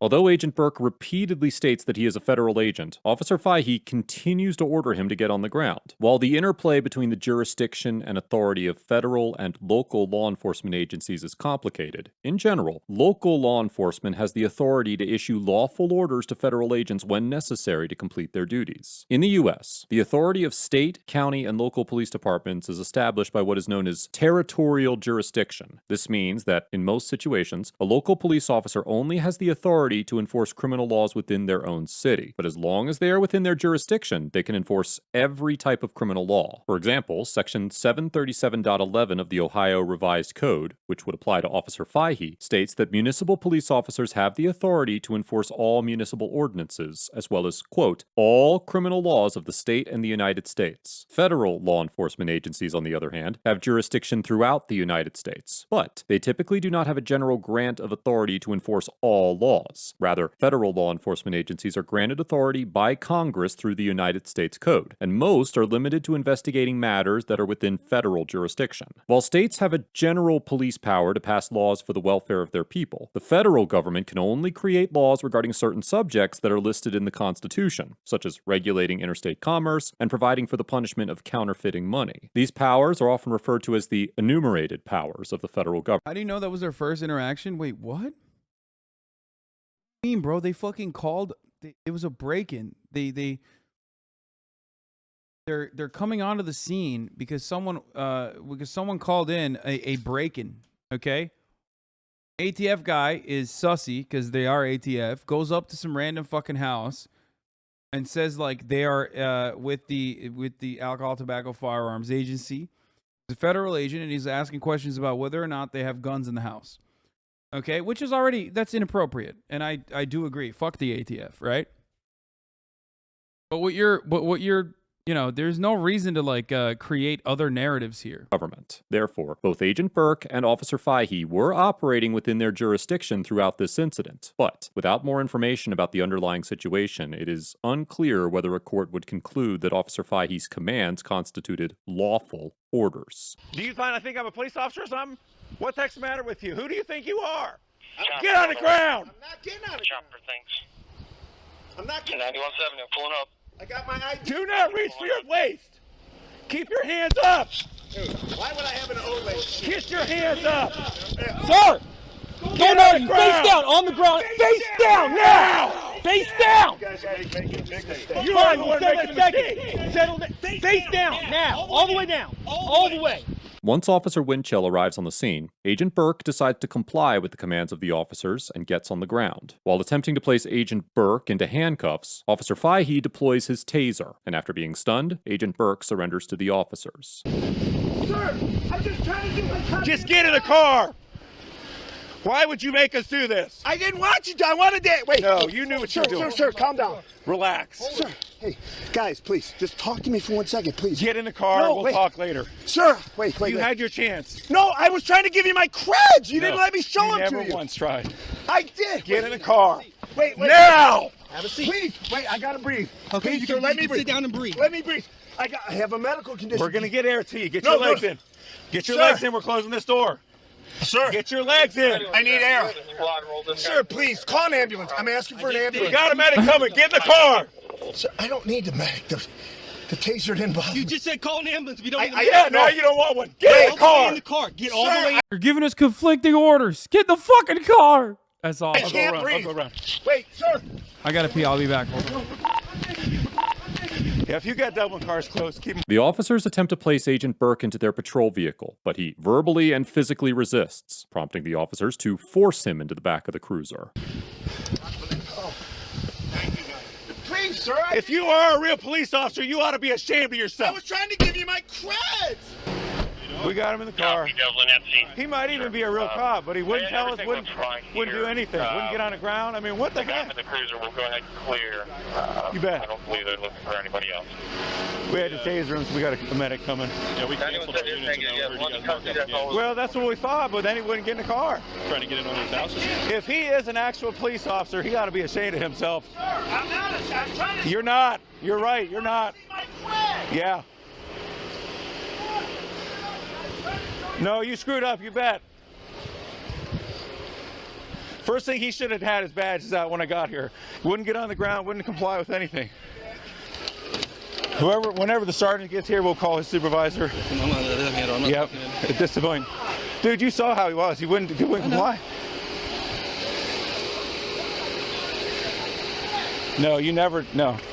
It's all on video. Don't even argue with him, just let him yell. Yeah, we had to use the taser, just a drive stun. Okay. But he's got a medic. He says he's got some condition. He may even really be a police officer. He's got a badge, but he wouldn't do anything, wouldn't get on the ground. I told him over and over to get on the ground. He wouldn't comply with anything. We had to tase him. He fought with us the whole time. Wouldn't get in the car. If he is a real police officer. Anything? No, we're not. Okay. Okay. I do got to, yeah. All right. Yeah. So his supervisor is going to need to come to scene. After the way he acted, it's all on video. He's got a good looking badge. He's got a good looking badge. He very well may be. But you know what? When a Columbus police officer, yeah. Buddy, you're good. Don't worry about it. I know. I get it. He remarkably, he said over and over, I'm not getting on the ground. I will not. I'm like, okay. Oh, okay, then it's okay then. Never mind. Yeah, it's solved. Magic.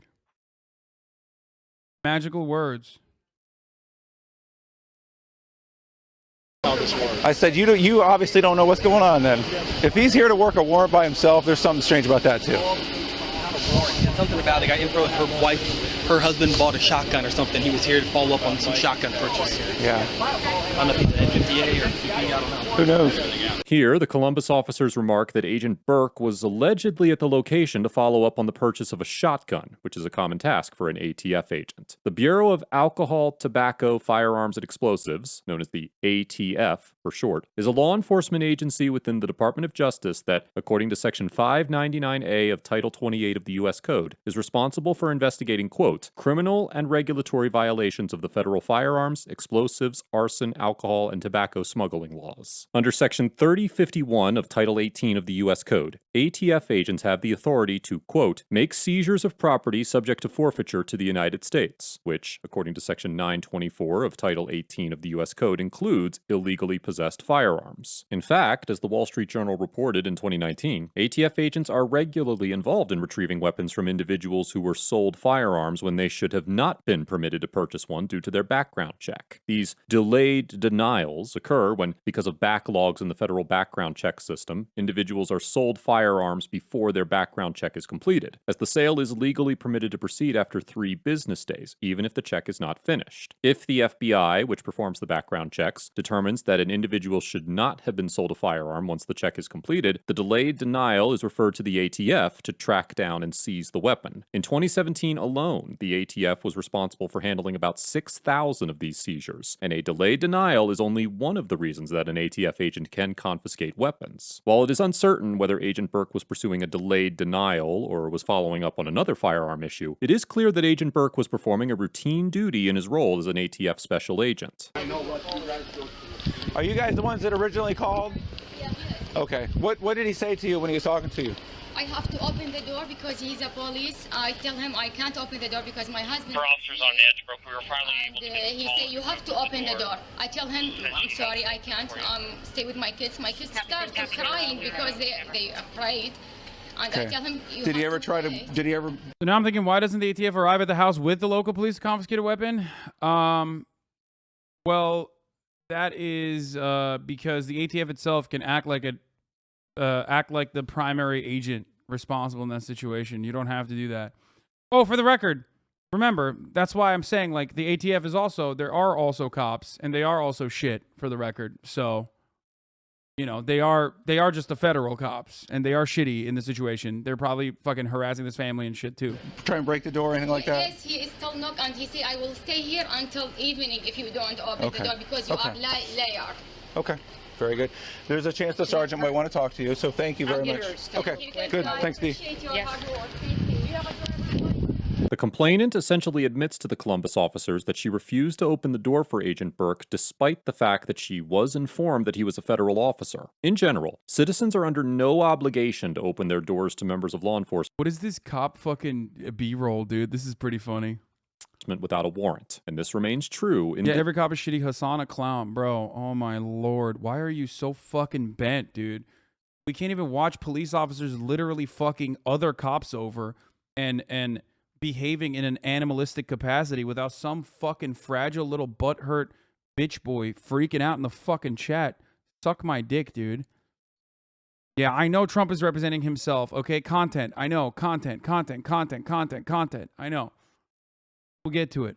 This situation. Although Agent Burke was at the home to retrieve a shotgun from a citizen who was not legally allowed to own a firearm, it is likely that a court would conclude that the citizen did not have to open the door or surrender the firearm if Agent Burke did not have a warrant. In the 1958 case of Jones versus United States, the Supreme Court explained that, quote, "It is settled doctrine that probable cause for belief that certain articles subject to seizure are in a dwelling cannot of itself justify a search without a warrant. Were federal officers free to search without a warrant merely upon probable cause to believe that certain articles were within a home, the provisions of the Fourth Amendment would become empty phrases, and the protection it affords largely nullified." Similarly, in the 1980 case of Payton versus New York, the Supreme Court stated that, quote, "It is a basic principle of Fourth Amendment law that searches and seizures inside a home without a warrant are presumptively unreasonable. Absent exigent circumstances, a warrantless entry to search for weapons or contraband is unconstitutional, even when a felony has been committed and there is probable cause to believe that incriminating evidence will be found within. While it is certainly possible that in some situations exigent circumstances to enter a home and seize an illegal firearm without a warrant may exist, there did not appear to be any such emergency in this situation. Assuming that Agent Burke was not executing a warrant, the complainant was most likely within her rights to refuse to answer the door for Agent Burke.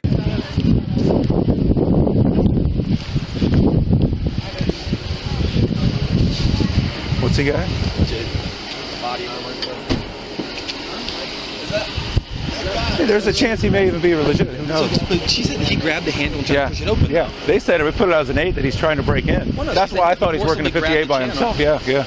After holding Agent Burke for about an hour, the officers released him without charges. On December 4th, 2020, Agent Burke filed a federal lawsuit against the city of Columbus, Officer Fahey, and Officer Winchell, alleging that, among other violations, Officers Fahey and Winchell used excessive force during the incident. According to the complaint, Agent Burke was transferred to an administrative support role within ATF after the incident because of the injuries he suffered. As of the date of this episode, the lawsuit is still pending. Overall, Agent Burke gets a C- because although he was likely acting within his lawful authority when the Columbus officers arrived on the scene, he refused to obey what were likely lawful orders from the officers, physically and verbally resisted the officer. Oh my god, the audit.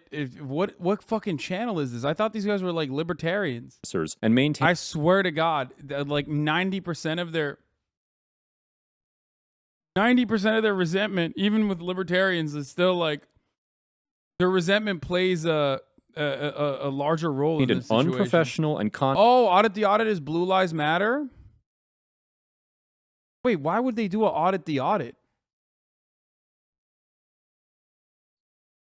Wait, this is XQC's content? XQC looks at audit the audit? What the fuck? This is my content, motherfucker.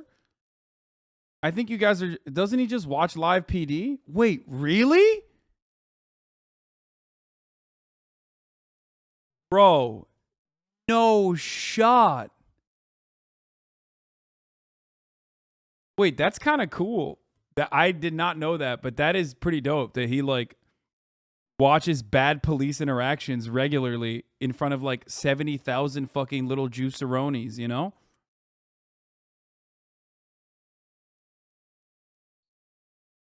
Oh my God!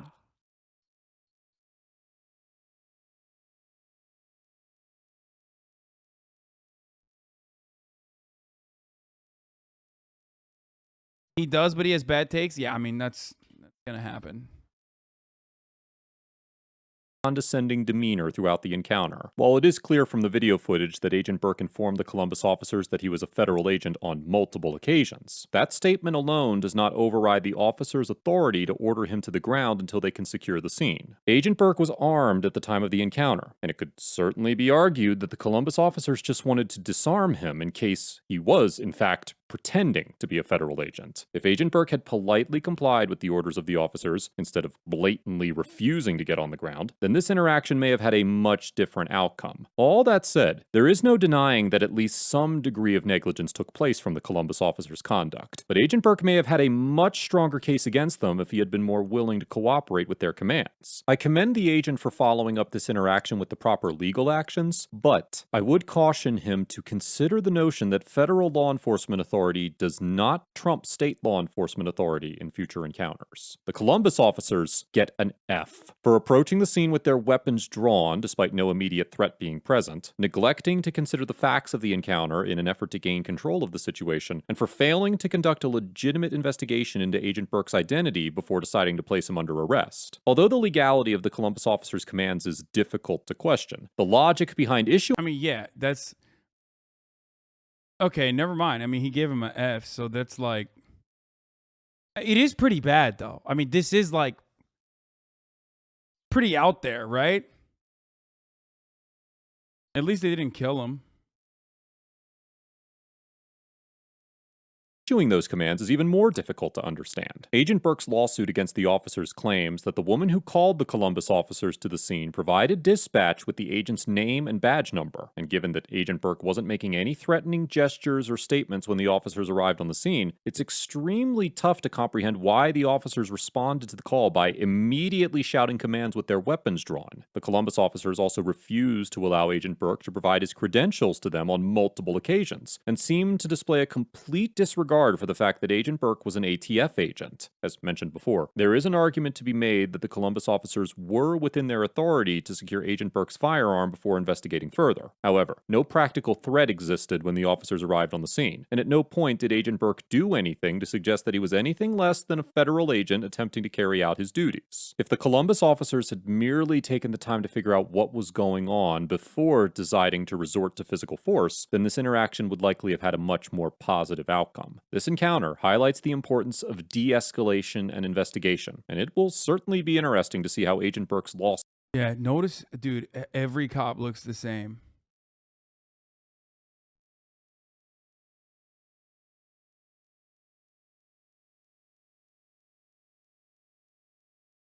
Every cop looks the same, including the lady cop. Lawsuit fares in the courtroom. Let us know if there is an interaction or legal topic you would like us to discuss in the comments below. Thank you for watching, and don't forget to subscribe to my second... Yeah, a lot of what they do, this encounter is every encounter with the police. Yeah, most encounters with the police are probably F. Like, most encounters with the police probably earn them a nice, fat little F.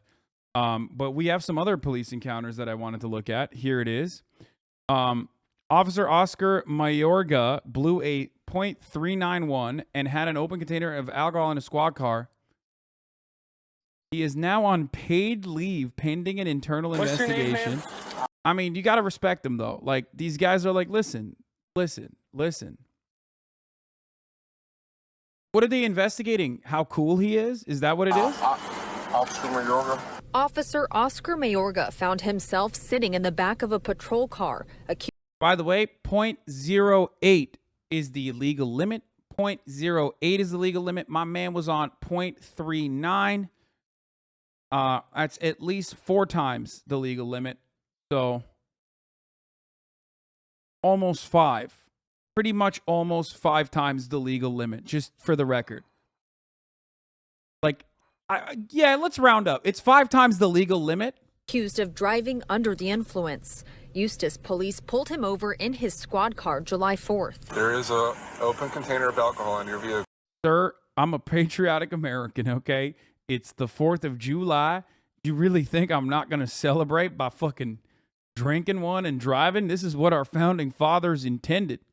Mayorga is a 5-year veteran with the Apopka Police Department. He was on the way to his shift when an alert citizen snapped this cell phone video. There's definitely something wrong with this guy. He reported the patrol car driving recklessly, even running stop signs. He appears to be highly intoxicated. Body camera video shows Mayorga almost fall during questioning. At first, the officer denied he had anything to drink. In our profession, you know it's best You should have just said the magic words. I was in the presence of fentanyl, sir. to be honest, right? He later agreed to give 2 breath samples. He was arrested after blowing a .391 and .385, nearly 5 times the legal limit to drive. So can you just put your hands on the roof for me? Mayorga is on paid leave this morning. Cops be like, it's qualified immunity.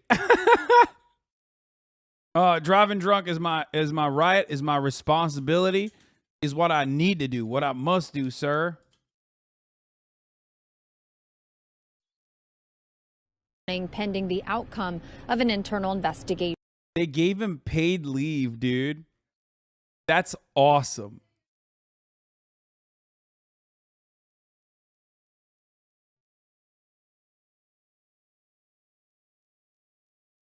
That's fucking fire.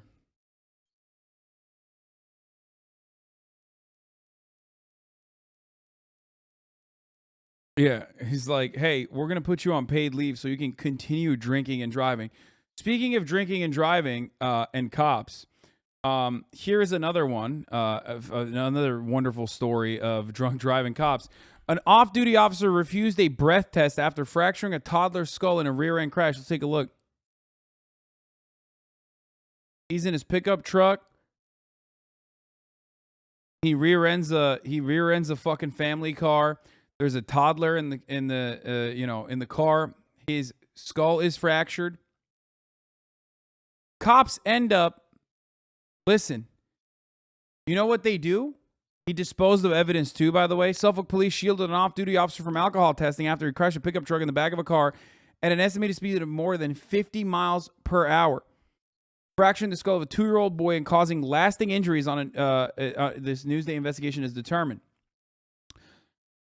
So he fucking rammed his 4,500-pound Ram truck into a 2,000-pound Mitsubishi subcompact. Okay.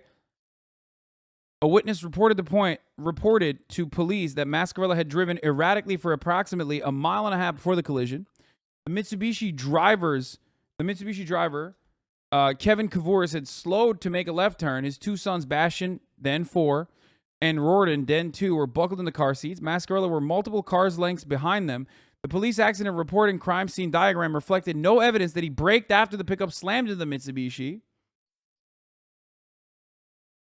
Security cameras at 4 businesses along Middle Country Road recorded the moments immediately before the crash, the impact and rescue efforts, and the actions of Mascarella and the police officers after he drove away from the scene and into the parking area of a car dealership 400 feet down the road.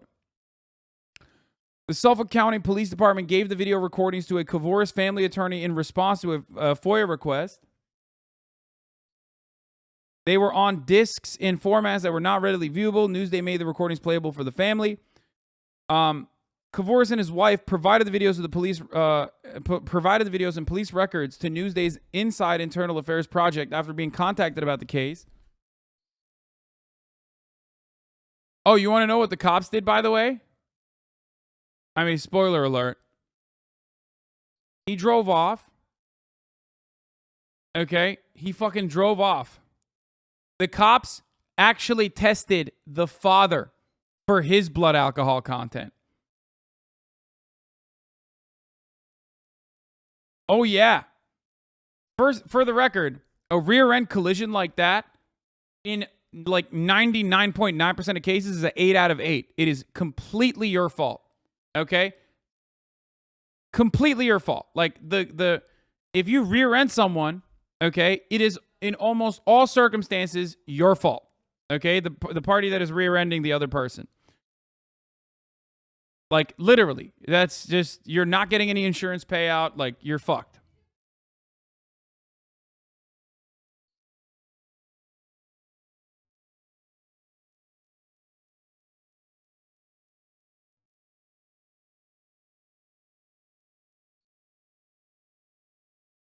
So here are some of the here's some of the things that happened. Sergeant Lawrence McQuaid and precinct officers failed at the scene to ask Mascarella to submit a breath test that would have provided a preliminary reading of whether he was intoxicated. So they didn't ask him. After a detective told McQuaid that he wanted Mascarella to undergo a preliminary breath test, McQuaid notified a Suffolk County Police Benevolent Association delegate, immediately went after the fucking union, and got a union rep to defend him. The delegate then drove Mascarella away from the investigators. That is illegal. Like, that is literally obstructing justice. You are straight up using the police union to stop an active investigation at that point. You're evading the law. You're evading authorities. Okay? Ordered to catch up with Mascarella. 4th Precinct Officer Kevin Wustenhoff falsely reported to a supervisor that he had given Mascarella the breath test and that Mascarella had passed it, according to a law enforcement source with knowledge of the case. Wustenhoff retracted the account, the source said. Oh, he did a oopsie by fucking lying. 3 hours after the crash, Deputy Inspector Mark Fisher asked Mascarella to take the breath test. Mascarella still refused. When a driver refuses a preliminary breath test, police typically seek a warrant to have the driver's blood drawn and tested for alcohol. That varies state by state, by the way. Fisher only issued a traffic ticket to Mascarella.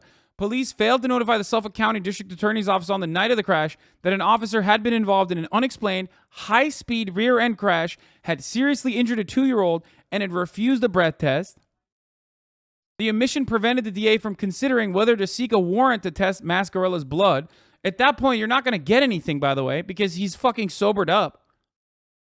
Although 5 officers wrote reports stating that they saw no evidence that Mascarella was intoxicated, prosecutors under the then DA, Tim Sini, subsequently investigated the crash with an eye towards charging Mascarella with vehicular assault. Lacking a blood test that would have revealed whether Mascarella was intoxicated, they closed the investigation without action. The failure to get a prompt chemical test handcuffed the prosecutors, Powers said. At that point, the prosecutor's coming up on the barn with the door open, and there's no animals in the barn. It's a day late.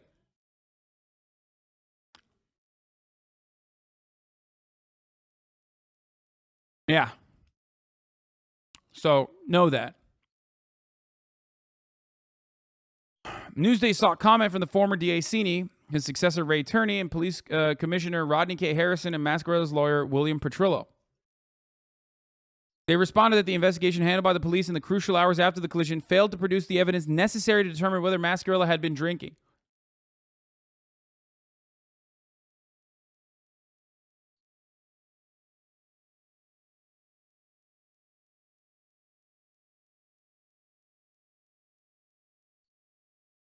Even if the cop wasn't drunk, he's still liable for the harms and damages. What the fuck? Pay the family?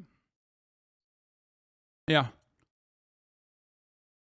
The cop in the truck immediately following the accident makes a phone call to the police union public relations officer. This is mentioned in the article. I know, I read it. It doesn't end there.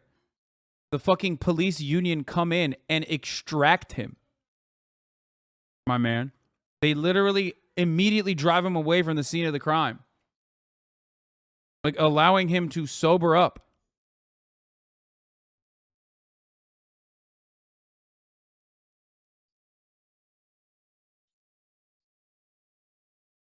I fucking hate this, dude. And then motherfuckers are like, bro, what do you mean? Cops are so good. They're so fucking good. Yeah, they're good at covering up their own crimes. That's what they're fucking good at. Wait, if they didn't test him, how do they know exactly how much over the legal limit he was? No, I showed you another instance where another cop went on paid leave for being 5 times over the legal limit, drunk driving, in his fucking cop car on 4th of July. That's a different story. This one is a different story than that one.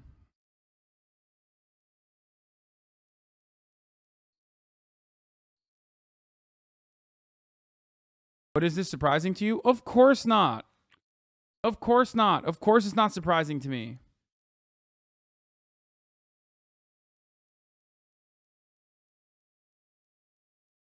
Why would they? No, he was never tested. Also, remember, you can't test someone for blood alcohol content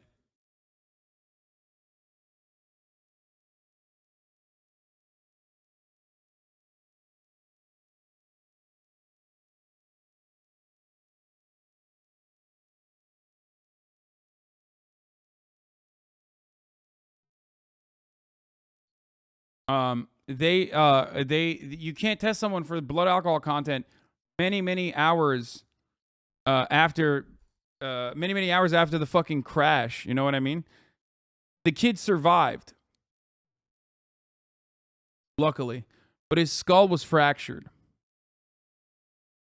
Union can help off-duty cops? Hell yeah, brother. What do you mean? The union can do whatever it wants. It's like a little fucking fiefdom, dude. They control everything. Brother, in the New York state, inside of New York, we're talking Manhattan, okay? We're talking about the New York Police Department. The Sergeant Benevolence Association, one, doxed Bill de Blasio's child, okay? Like, just straight up doxed them. Misgendered them as well. I think one of Bill de Blasio's kids is trans. Literally fucking made a threat out to his life. Like, they said, Bill de Blasio, do not show up at police funerals. You know, you're going to get what's coming. Like, the level of freedom that cops have in New York is unimaginable. Okay?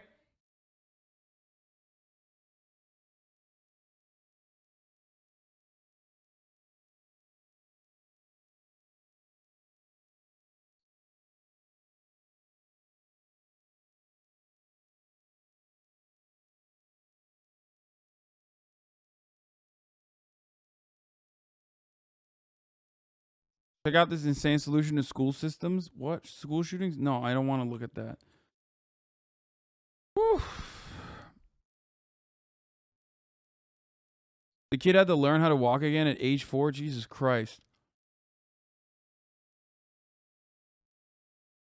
Worse than the LAPD gangs? Man, the police are a gang everywhere. By the way, Petrillo asserted that the district attorney's investigation correctly concluded that no crime was committed in a fucking, like, attempted murder, vehicular manslaughter, hit and run. He stated that the alcohol was not a factor in the crash and that added that the doctor and physician assistant at the hospital, along with a witness at the crash site, and officers reported to seeing no signs of alcohol consumption or impairment. Yeah, the video itself was a lie, I guess, what we watched.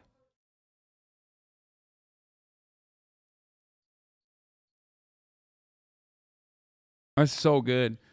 Newsday informed Kavouris about his findings and enabled him for the first time to watch the 4 security camera videos. Those captured events from the moments before the collision through Mascarella's departure with the PBA delegate, and including the evidence that Mascarella threw an object from the Rams window seconds after the crash. Kavouris said he had not known about investigations by the Suffolk's Internal Affairs Unit and District Attorney's Office before being informed by Newsday. He said he also knew nothing about Wustenhoff's reported role. They didn't even let him know that all this shit happened. If this shit happened in France, there would be riots everywhere, and I talk as a French. Yeah, well, I mean, French people riot over fucking, stale croissant, which is good. I'm not even saying that that's a bad thing. It's actually a good thing that they do that. Here's an article showing how much the Suffolk police make. They are, of course, much like many other places, the highest paid county employees. Oftentimes, the highest paid public servant is the football coach of your state, your state school football team. And then immediately after that, the average highest compensation you get for public servants and the county employees is usually cops. So that's really fun. Yeah. Which is so American when you think about it. Just so incredibly American.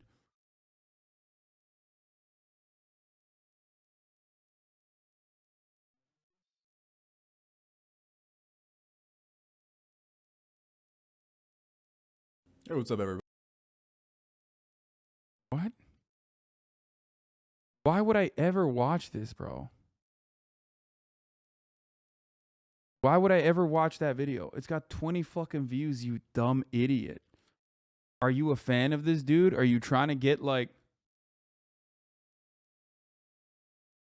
Oh, this guy's like actually an op. Okay, never mind. Let's just untime them out and then ban them. Got it. Motherfucker came in here and was like, yo, look at this guy talking about you, dude. They're so cringe. Like, come on, check this out. And it's got like 20 fucking views. Okay. No, I'm good, man. Thanks.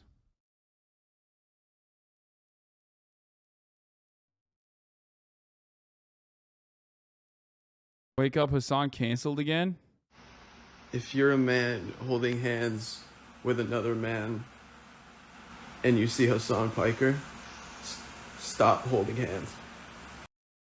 Thanks, chatter. Now you gave ammunition to all my fucking enemies, okay? Where the fuck is Prezzo? He was in here earlier this morning. I've actually never seen a fucking tweet where, like, someone says that I hate crime them, and there's, like, 60,000 likes on it, and only, like, 3 people took it seriously. Which is kind of funny. Like, that is kind of wild. For those of you who don't know, this is Prezzo. He edits for The Cold Ones. He's a HasanAbi head.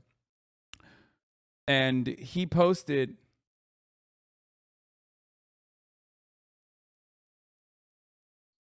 He, after face planting, okay, trigger warning, there's a little bit of blood, but not enough to, like, TOS.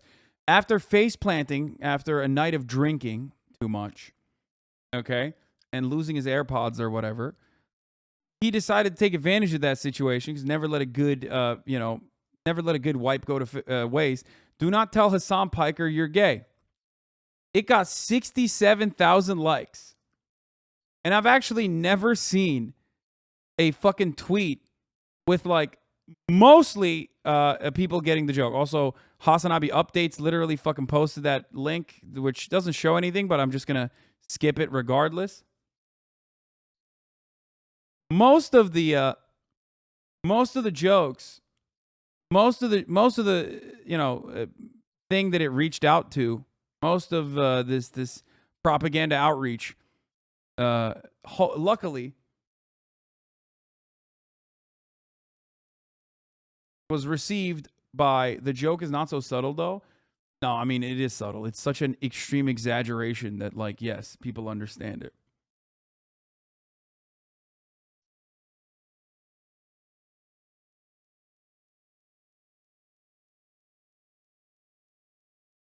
You're 2 years and a couple good memes away from being able to do anything you want on 821 and everyone not canceling you because they think it's a joke.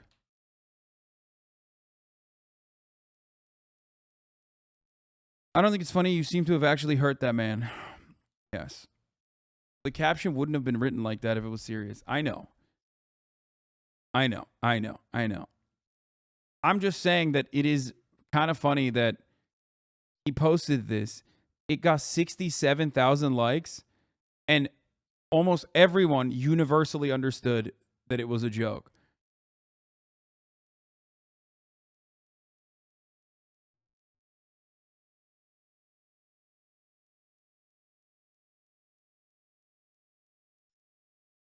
Because it's Prezzo? Yeah, but, like, are you kidding me? It's Twitter.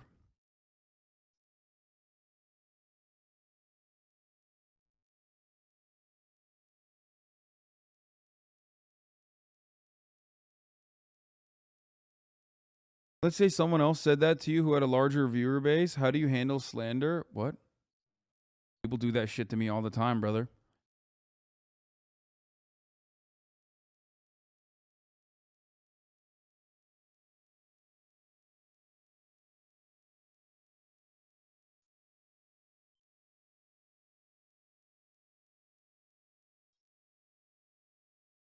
It is actually remarkable, though.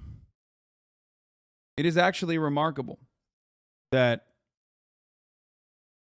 someone can make such a joke like this, especially about a person like myself, and it would be understood as a joke.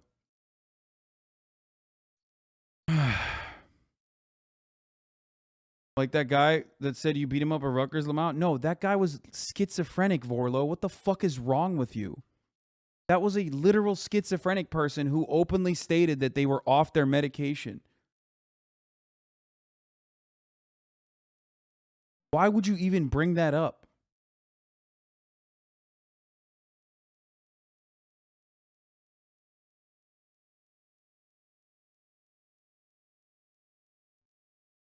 Classic fucking Vorlo. Trying to take over Megaphonics' place in the community.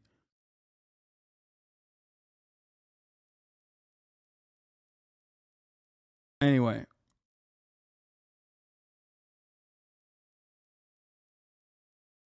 You just beat people up because they're off their meds, bro. Okay, stop. Here, take a day off. Okay.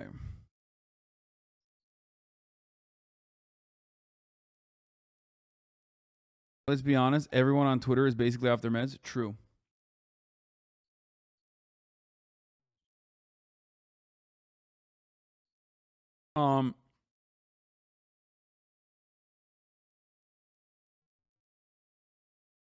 Discord kittens out here getting that bag. What the fuck?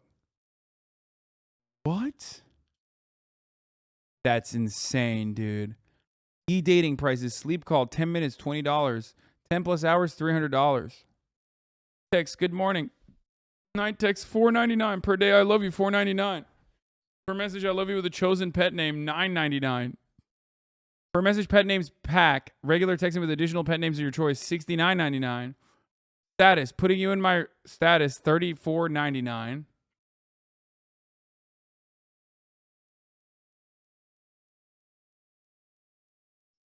Putting you in my status with a pet name in front of your name, $49.99. Matching PFPs, 10 minutes of matching PFP. Wait, what the fuck?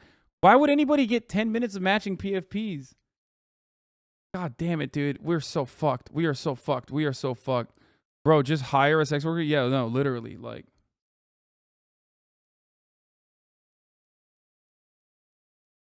at least hire a sex worker. Like, have real human contact. Holy shit. I mean, they're not going to be this cheap, but still.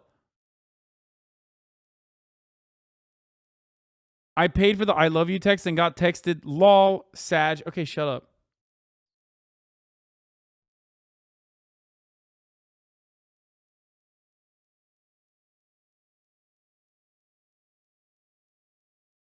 Kate really did a whole MLM when he could have just done this. Yeah. I mean, he did do this. He did this like very successfully, actually.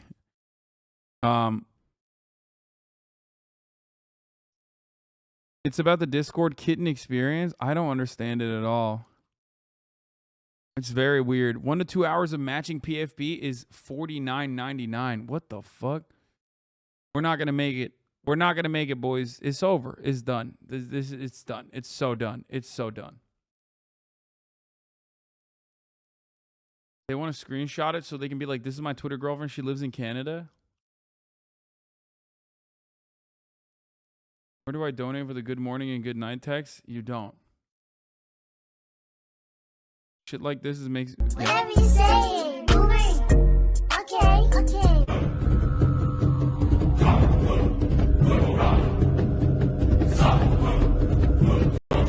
I mean, yeah.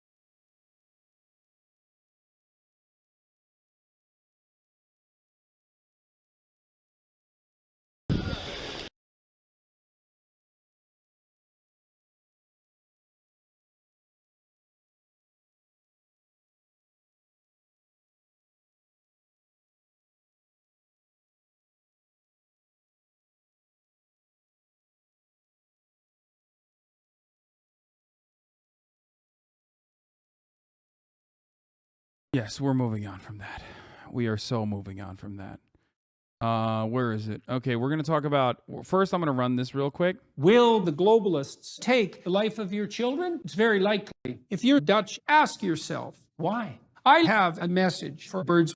Stop flying. If you dare, I'll splash you with icy and salty slush as I drive by in my Ford Bronco SUV. Existing is pain, don't you think? Gamers are rising up, as they should. The planet will descend into chaos. This will devastate Australia. Emergency! We have...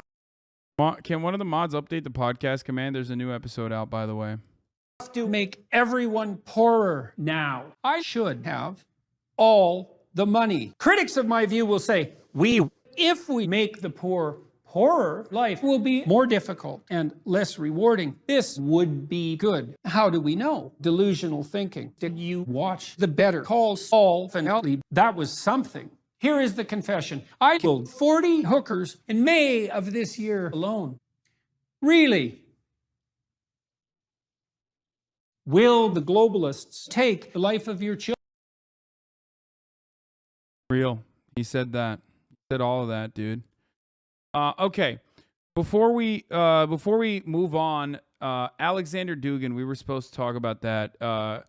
He is a Russian nationalist. People say that he is like the mastermind behind like Russian nationalism. He's an ultra nationalist. He's Alexander Dugin, your mom. Okay, well, anyway, his daughter is a journalist, but also a key ally to Vladimir Putin. And now to the late. And goes around, comes around. Alexander Dugin, or at least Alexander Dugin's daughter, after leaving an event with Alexander Dugin, left in separate cars, and Alexander Dugin's daughter was killed in an assassination attempt, which is called blowback. That's, of course, what happens when you invade another country. If you engage in irredentist acts of violence against a neighboring state, you are going to receive blowback like this. Let's take a look at the latest on the war in Ukraine. President Zelensky warning that Russia might try something, quote, particularly nasty this week ahead of Ukraine's Independence Day. And we're learning more about that car bomb. Typical Hasan, always backpedaling. What? That killed the daughter of a Putin ally. Britt Clinton is in Ukraine for us this morning. Good morning, Britt. Good morning, Michael. Yeah, new details in that suspicious car explosion near Moscow that killed the daughter of a man described as Putin's brain. Now, Russia saying the bomb was triggered remotely. This morning, video on Russian television. Bro, that's not an attempt. They don't succeeded. No, I think, well, my speculation is they wanted to kill Alexander Dugin. His daughter and himself left an event together, but in separate cars. They were at the event together, and then they got the wrong car. And shows the aftermath of an explosion, a car seen engulfed in flames. New details emerge on the suspected car bomb that killed the daughter of a key Putin ally. Also, she was not a good person either. I'm just saying that I think the main target was the father, because he is known as, like, Putin's closest ally and or not closest ally, but like someone that Putin looks up to. The victim, 29-year-old Daria Dugina, daughter of Alexander Dugin, an ultra-nationalist political philosopher and staunch supporter of the war in Ukraine, often referred to as Putin's brain. Russian television showing what appears to be her father standing in the debris, holding his head in shock moments after the detonation. According to Russian state media... Bro, Western media is so fucking brutal. That level of carnage is only shown if the victims are brown. Like, they'll show like a dead brown body, on a river somewhere with like, a father and a daughter or whatever the fuck. You never see that for white people unless they are an enemy of the state. You know what I mean? Straight up. That is a wild thing to show. That is a wild thing to show on fucking television, dude. That's crazy. Dugina was driving home from a forum, attended with her father outside of Moscow. The vehicle belonged to Dugin. Russia now saying they were meant to leave the event together, but Daria chose to drive alone. Russian authorities claim a bomb planted under the bottom of Dugina's car on the driver's side was triggered remotely and allege Ukraine may be responsible without any evidence. Ukraine denying any involvement in the incident, and a top aide to Ukrainian President Zelensky saying the Kremlin wants to use the killing to increase ideological pressure. Bullshit, by the way. He was not Putin's brain or anything. He was a famous fascist philosopher who criticized Putin a lot. Didn't like him much, but he did approve of Georgia and Ukraine invasions. I mean, he's an ultra-nationalist, and Putin has a lot of ultra-nationalist tendencies as well, so it's not all that fucking crazy that people say that, like, Putin got a lot from Dugin. Or, he cared about his perspective.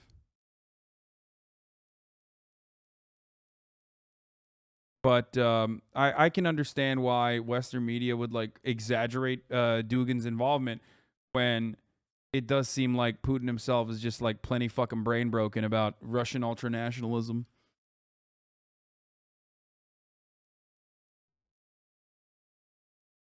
Yeah. On the Russian people. This as Ukraine is already on heightened alert. Just days away from their Independence Day, President Zelensky warning of a potential escalation. Saying, we should be aware that this week Russia may try to do something particularly nasty, something particularly cruel. Such is our enemy. I feel, from what I understand, Dugin is like a better read Steve Bannon. His influence is greatly overstated by people who already have like shared perspective on matters that they're talking about. Because like Steve Bannon is not like the key mastermind behind fucking the Trump administration's rise to power. You know what I mean? But like media will make it seem like that because it's like a sexy story. Steve Bannon himself also likes to make it seem as though that is the case because that helps Steve Bannon's personal clout. I could see an identical parallel here to someone like Dugin, which, of course, Dugin himself, from what I understand, has like a more cohesive ideology other than just like, boilerplate white supremacist movements that Steve Bannon has talked about. I guess Steve Bannon has an ideology, too. His ideology is more MCU, though. Like, you know what I mean? Steve Bannon's like worldview is written like a Marvel Cinematic Universe movie, where there is like a constant war between evil and good, godlessness and godly forces, Christianity being the godly forces, and godlessness being like Islam, Jews, and the like. So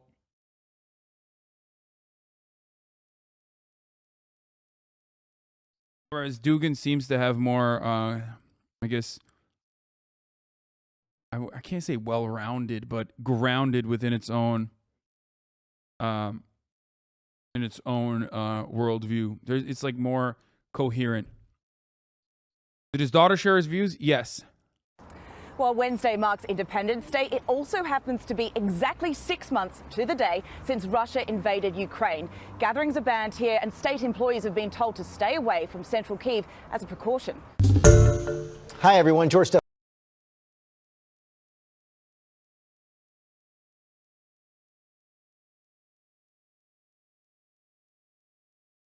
Well developed. Yes. Well developed. Dugin is a piece of shit. In the East, we say that is a close friend of Putin because Dugin was anti-communist when Putin assumes to call Dugin to reform the Communist Russian Federal Party. Dugin just invented Eurasianism, saying that Russia's identity is a separate of that form, the West, given the Christian Orthodox characteristics of Russia. And yes, he's just a dude who wrote stuff Putin liked, and that's about it. Yeah. Dugin is more of a fascist philosopher and Jordan Peterson-like character than a political actor like Bannon. Yeah, I was just referencing, like, I think his own self-importance. My man, you're getting clapped because Fossabot is clapping you because you need to subscribe to post the link. What? Man's abortion, apology, Armenian genocide. What the fuck? Are those my commands? What the fuck? What is the apology one? Sounds overdue apology. Here's my apology. Are you ready for this? Suck my entire cock. Let's keep going. Here. That's awesome.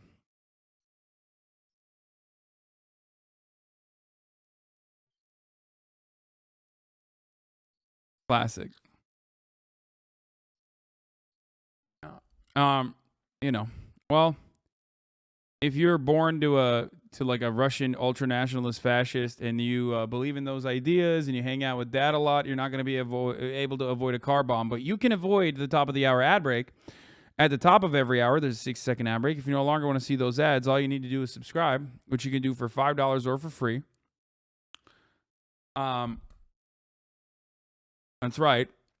You can also avoid those ads by getting gifted a sub if you're lucky. If you're not lucky, you can make your own luck, like I said, by subscribing for free with a Twitch Prime. Twitch Primes are free. Here is the 1-minute ad break now. Lamo.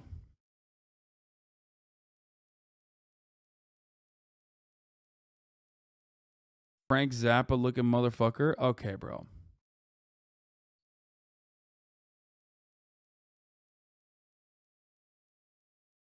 An IRA approved segue. Oh, here. One last thing that we were going to do about anti-police agitprop. Here it is. This is an older video, I'm pretty sure, but here, it's still fun to watch. You know, just how awful cops can be. They're stopping and profiling a black man while he was standing in his own front yard. He don't even know my name and tell him I have a warrant. What did he do? That's what I'm saying. For what? For what? From Louisiana. For what? For what? Yeah. I don't even live in Louisiana, so how would I have a... You don't know my name, so how can you tell me I have an open warrant in Louisiana? Yeah, this is from May 8th, 2019. I remember covering this story. I don't know why this, like, why you guys wanted me to rewatch this, but here you go. Clarence, okay, but you know that's your fault. Sir.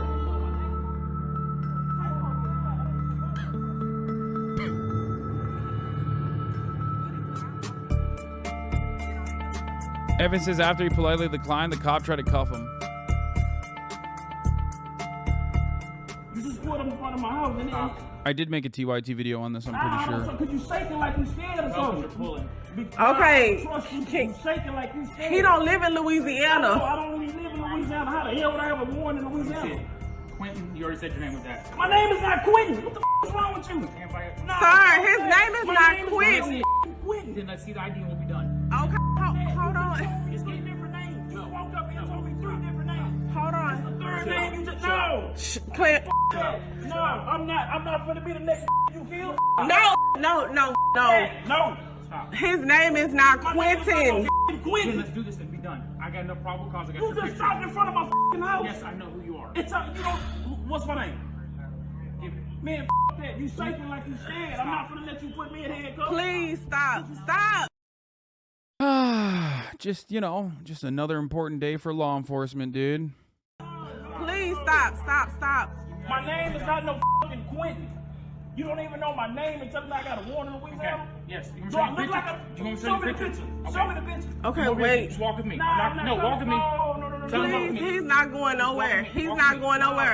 I need your supervisor or somebody I am the else. supervisor. Come on. Well, let me see your stripes.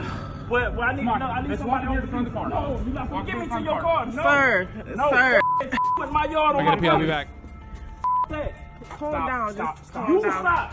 You stop. Who are you looking for? That's His what I'm name saying. is not Quentin. Quentin. You think I'm from because I got dreads or something? No. You just pulled up in front of my house and told me I got a warrant in Louisiana. So what? That's my dog. That's our dog. That's our dog. Go in the house. Look, man, sir, that's our dog. Don't you touching me while you shaking. You need to step back and calm down. No, that. Get my phone out of the car. There you got him running. Get my phone out. Calm down. Here's the deal. Doesn't that look a lot like... No, that don't look like that's me. not him. What's wrong with you, man? What you trying to say? Because I got dreads and I'm black, that's me? No. That's not him. She can see that's not me from over there. No, what? Stop. You got no problem? My name? You ain't got no You ain't... No, please stop. Stop. Please stop. Please leave him alone, please. No, please, that is not him. Please leave him alone. Man, get out my yard, I need to report on this. No, you need to get the fuck out of my yard. You just said I'm somebody named Quentin. You got dreads and he black? Come on. What the is that? Okay, come on. Nah, fuck that. Okay, now you want to leave, right? No, I want to do a report on this. No, you need to get somebody here that's over you because you just made the biggest mistake. Why? How the you pull in front of my yard because I'm black with dreads and tell me I got a warrant? Okay. You just racist. My kids was out here. No, one of my fucking kids. Okay. What, you need to get it.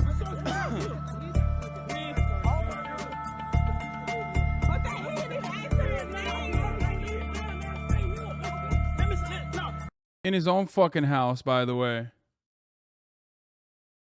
In his own goddamn house, dude. In front of his own goddamn children.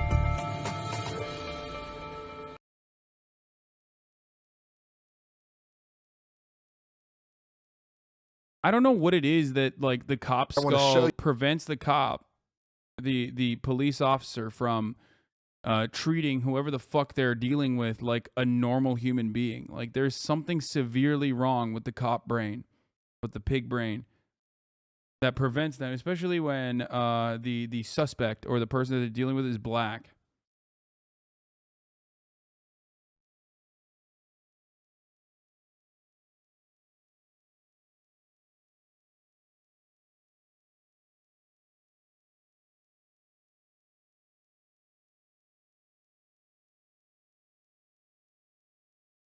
Do cops like these ever get fired? Are there ever follow-up stories? Yes. The follow-up stories are usually not exactly cheery because, no, nothing happens to most of these cops. I don't know if anything happened to those cops in particular, but from everything I fucking know, from everything I have fucking seen, no, they get paid leave, the story fizzles out, and then they come back. Do you want to know why? Because that's their job. Their job isn't to protect and serve the interests of the public. Their job is to protect and serve the interests of capital. Follow up the story. The guy lost the lawsuit and appealed and lost again. The reason is the cops had probable cause. There you go. Because the criminal justice system works in a way that allows cops to behave this way. That cop is following protocol. Okay? Bro, they don't get fucking punished for killing people. Why would they get punished for being mean? But of course, the reason why I like talking about stories like this is because this is the lower rung of the iceberg. This is the greater and much more frequent brutality that especially black communities have to deal with, right? We always look at the tip of the iceberg. Tip of the iceberg is a police shooting an unarmed suspect that's fleeing, right? And everyone is like, objectively, this is wrong, even though there are still plenty of bootlickers who say, well, I don't know, let's hear him out. I don't know, he was kind of scary. He hurt the cop's feelings or whatever. But that's not the broad majority of police interactions. Okay?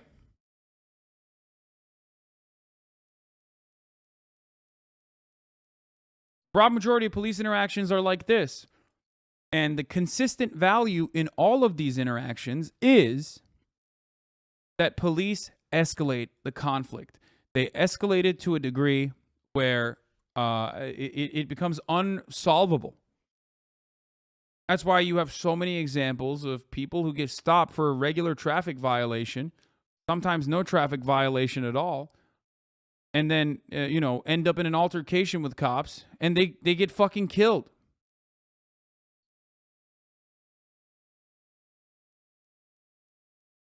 There's also civil asset forfeiture. There's also cops running your fucking pockets. There's cops planting evidence, testifying, and lying on the stand. A practice so common that police have their own colloquialism for it. They call it test-a-lying. Yes, I was talking about Sandra Bland when I was talking about the fucking busted taillight.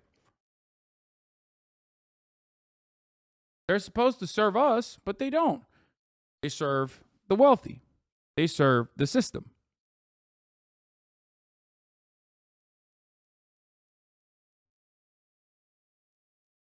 So yeah.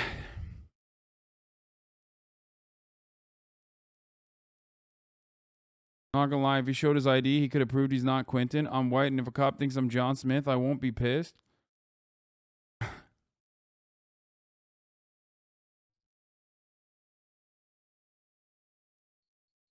Oh my God, dude. Why? Why should they be able to do that? You fucking dumb bootlicker. Why should they be able to come to your fucking house and harass you in front of your fucking children and try to detain you, rob you of your fundamental freedoms that the Constitution is supposed to protect? I thought these were God-given rights to liberty and the pursuit of happiness that is constitutionally protected, inalienable rights. And that is his right, by the way. A cop should not be able to improperly detain you without any sort of fucking due process, without any sort of fucking prior wrongdoing.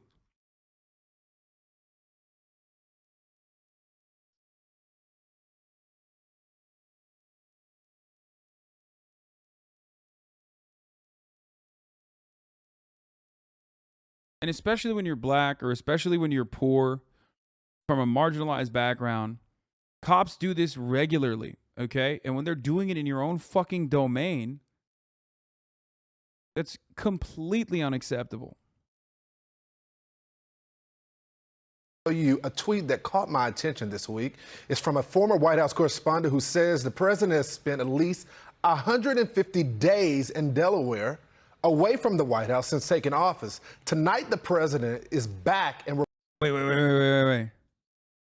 By my count, Biden's 49 visits to Delaware as president brings the number up to of days there to 150. Compares to Trump's 17 visits to Mar-a-Lago, 13 to Bedminster, 132 days.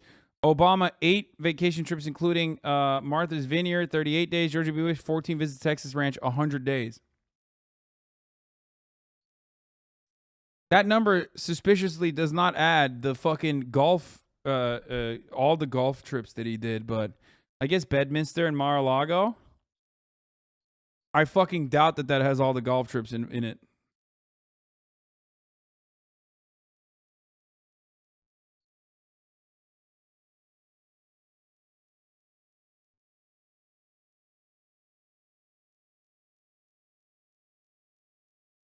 Trump went to Mar-a-Lago way more than 17 times? Yeah, what? How many times did Trump go to Mar-a-Lago? I doubt it, dude.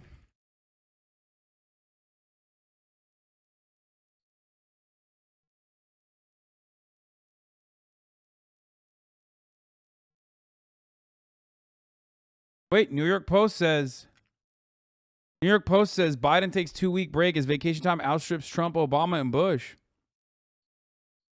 I think it's pretty funny that, like, you know, after Donald Trump especially, we just know that this thing runs on autopilot.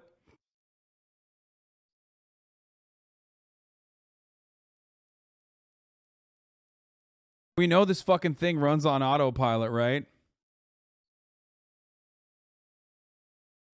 Yeah, no, Donald Trump took 300... Wait, what? No. Oh, this is term. Not vacation. Wait, no. Is this vacation days? Wait. Barack Obama took 328 days of vacation throughout 2 terms. Donald Trump took 381 days of vacation in 1 term. Joe Biden has so far taken 200 days. That guy wasn't even fucking being honest. What the fuck?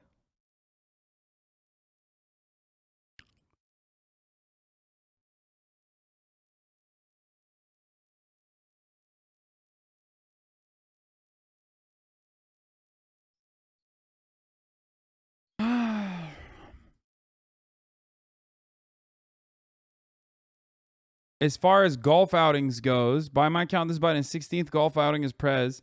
Compares at the same point with Trump, 95, Obama, 45, George W. Bush, 15.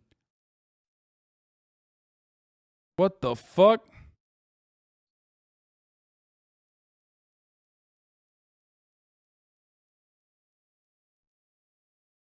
It's the New York Post, literally owned by the Murdochs. Man, I know the New York Post is a fucking right-wing dish rag, brother. I know that already.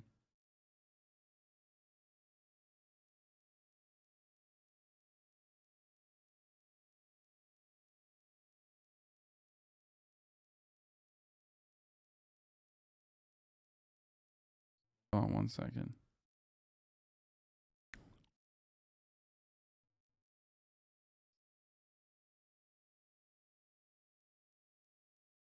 Elect the gamer, they'd have 0 days outside. That's true. We should elect the gamer president. AOC 2024.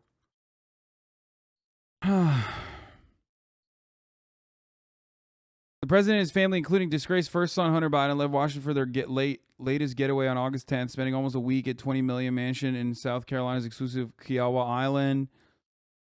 Okay, president, Air Force One has an Oval Office and a Situation Room, so who cares where his body's at? No, I mean, it still shows, you know.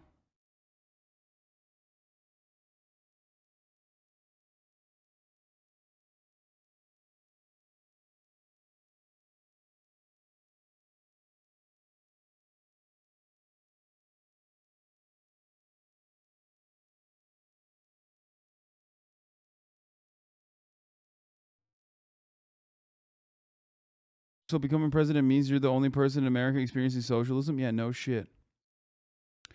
Trump has visited a Trump Organization property on the 428 days of his presidency, or one visit every 3 to 3.4 days.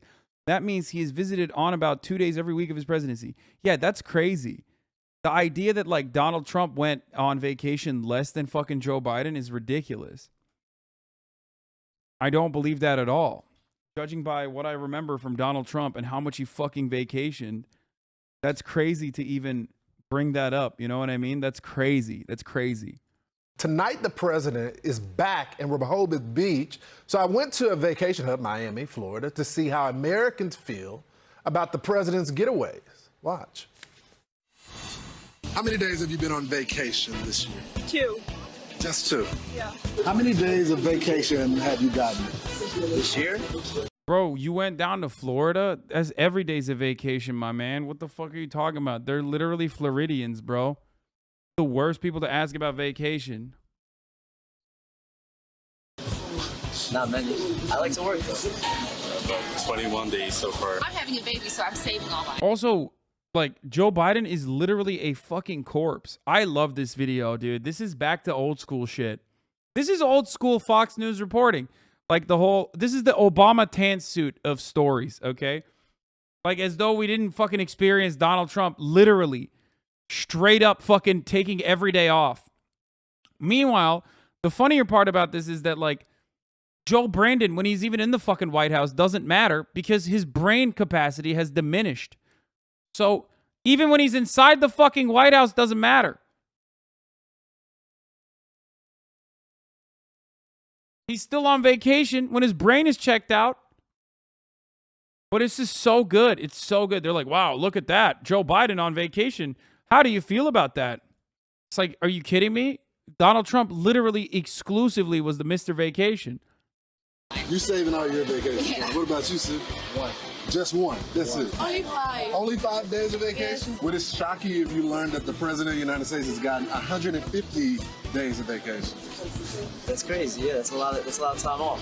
The President of the United States has been on vacation 150 days. Oh, wow. I'm jealous. Presidents do whatever. They got the money, so they take the vacation time, you know. Why does it surprise you? This government doesn't work. It's just kind of par for the course for presidents. He deserves a break, but I don't know that 150 days is a long time. He's a bum. He's a and bum? that's exactly why the country is in a recession. How many days do you think the President of the United States has gotten? None. He's gotten 150. Really? Wow. I want his job. Hey, Sean Hannity here. Hey, I want his job. All right. Our last story of tonight, carbon offsets. John Oliver's talking about carbon offsets. Let's take a look. Our main story tonight concerns Earth. It's basically the Oscar Isaac of planets in that it seems to be getting alarmingly hotter every year. It's pretty clear this planet is not doing great. The level of carbon dioxide in the atmosphere is now higher than ever in human history. And a recent UN Commission climate report was called An Atlas of Human Suffering, which coincidentally is also the slogan for Craigslist. Luckily, though, one group is here to fix it: giant corporations. Many are now claiming that they've hit upon a solution, becoming carbon neutral or net zero, basically running their businesses in such a way that they don't increase the amount of carbon in the atmosphere. As of last year, 1 in 5 of the world's 2,000 largest publicly listed companies have now committed to a net zero emissions target, which sounds great. You may even have seen them bragging about their claims in ads like this one from United Airlines, this one from Apple, this one from Shell, and this one from an unexpected source. KitKat is committing to becoming carbon neutral by 2025, reducing emissions by 50% through forest regeneration, planting 5 million shade trees, supporting regenerative farming, and securing 100% renewable electricity for our factories worldwide. And will offset any remaining carbon by investing in climate projects. Let's give the planet a break. Yeah, even KitKat is getting involved, which is a strange sales technique. It's not like you decide to eat a KitKat bar because of their net zero targets. You decide to eat one because you're at rock bottom and you've run out of Reese's peanut butter cups. That's why you do it. Now, as for the shovel made out of a KitKat, that seemed less like a sustainable farming tool and more like what you'd use to bury the body of the red M&M. But the key phrasing comes at the end there, that they'd offset any remaining carbon. That's actually a common tactic. In fact, one study that looked closely at the net zero promises of dozens of companies in heavily polluting industries found that 2/3 of them are relying on offsets instead of emissions reductions. Offsets are wildly popular. Even bands have promised over the years to use them to reduce the environmental impact of their tours. All the greats have done this. Dave Matthews, Bon Jovi, Coldplay, and even Sgt. Pepper's angsty Victorian ghost club band, My Chemical Romance. A big tour like this uses lots of energy. Trucks, vans, lights, sound, and more. And that has an impact on the environment. So we've partnered up with a really cool nonprofit organization called Reverb to help us green things up. One of the things that they do is figure out how much energy the tour uses. Then they invest in alternative energy projects to help make up for it. Cool. Thanks, guys. And I admit it is nice to see them represent their core fan base, middle schoolers who have to give a presentation in front of the class against their will, but I don't particularly care for the phrase green things up there. It sounds like something Shrek would say right before he reaches a sexual climax. Look out! I'm about to green things up! Watch me, donkey! I want you to watch me! Look me in the eyes! And yet, if... That's like... Why? Why do you gotta do that, man? Why you gotta do that?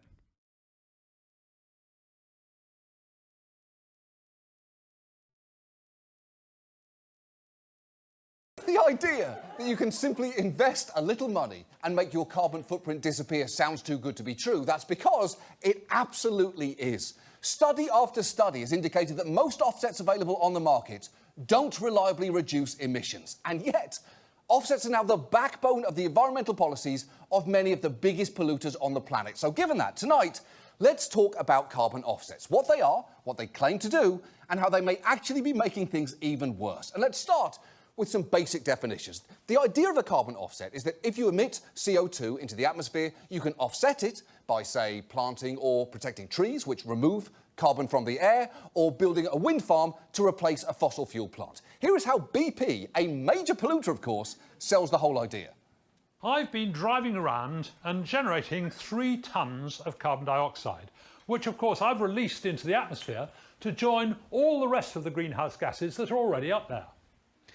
Now, imagine that miles away, maybe on the other side of the world, somebody else takes 3 tons of carbon dioxide out of the atmosphere. So, what's happened? 3 tons in, 3 tons out, result in 0. Now, that violently British man did a pretty good job of illustrating the concept there. I'm not sure he needed to use the decorations from a clown's funeral to do it, but I guess without them, I'd never have known what it looks like when you add 3 to something but then take 3 away. It simply can't be done. But if that simple explanation did not do it for you, here is one idiot explaining offsets to another idiot using the worst possible metaphor given who that second idiot is. Of course, you can buy carbon offsets, which is the equivalent of buying, a diamond watch, ring, and necklace if you're unfaithful to your wife and say, oh, it's just an offset, honey, no problem. That's right. That'll work. Which a carbon offset is, I can sin all I want. I can put out all the emissions I want, but you got to get rid of your caravan and drive a bicycle.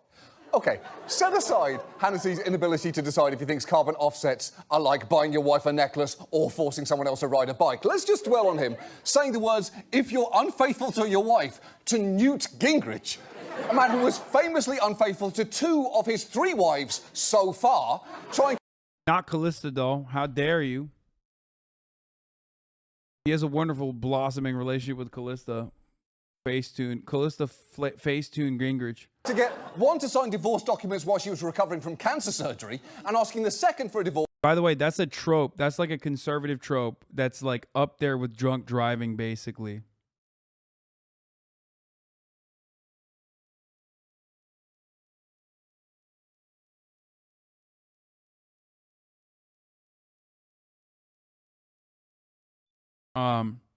Leaving your sick wife is exactly what the Maverick John McCain did too. Those of you who don't know. Shortly after she was diagnosed with MS. No wonder he just sat there silently until Hannity started speaking. By the way, so much for the fucking women. Damn. That's actually just like a very classic trope. Did you guys like divorcing your wife when she gets incredibly sick is such an incredibly common male behavior, for the record, not just conservatives in general. It is what, 5 times more statistically likely that like the male partner will leave the female partner in a marriage and file divorce papers when they find out that their wives are sick. So much so that I think, like, what is it? That doctors will literally inform female patients of said statistic when they tell them they have cancer.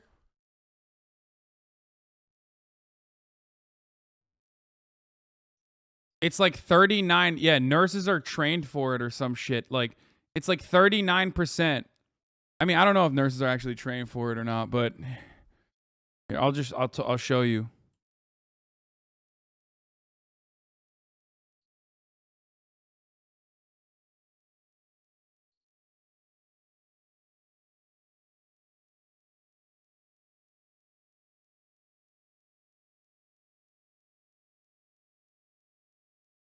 Men leave. Separation and divorce far more common when the wife is the patient.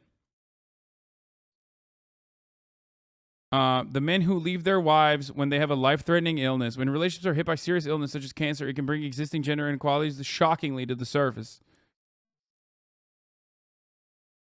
I love a motherfucker that said 2009 ? Okay, bro, that's the first one that came up. Okay.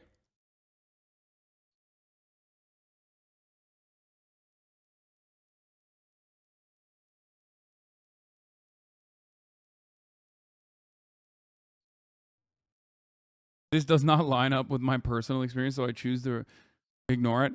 I worked in an oncology office, and we never had that conversation with any patient. Must depend on the office.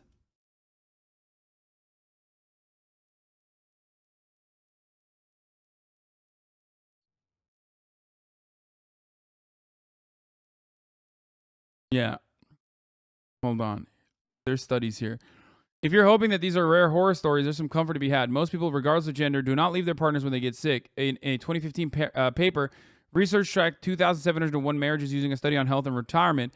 And what happened when someone became unwell during a marriage? Only 6% of cases ended in a divorce. But that same study showed that when partners leave, it's normally men. One study from 2009 found the strongest predictor for separation or divorce for patients with brain cancer was whether or not the sick person was a woman. The same study showed that men were 7 times more likely to leave their partner than the other way around if one of them got brain cancer. In Christie's case, this meant watching her stepdad go from being an energetic, loving guy to an irresponsible, sloppy teenager, blah, blah, blah.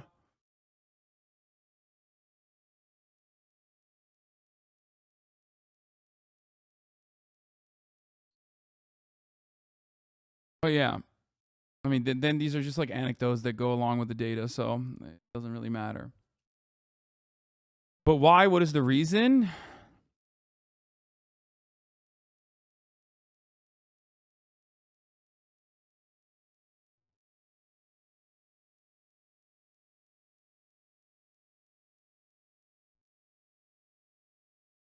Is 2,701 samples a really good sample size? Yes, it is a very good sample size.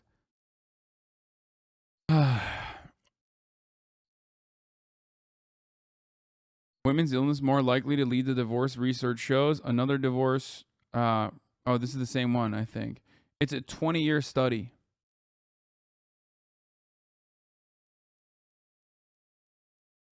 Women are the caretakers, and men often feel like they didn't sign up for that. Leading cause of death in pregnant women is murder by their partner. Christ.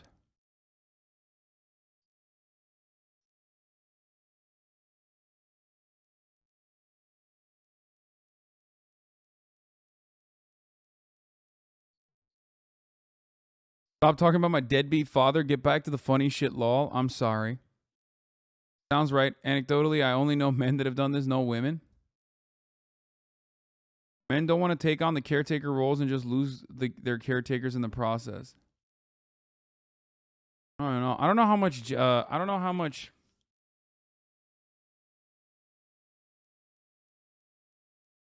Wait, it's called what the fuck? They call it ambulance-induced divorce syndrome? What the fuck? That's insane. Dude.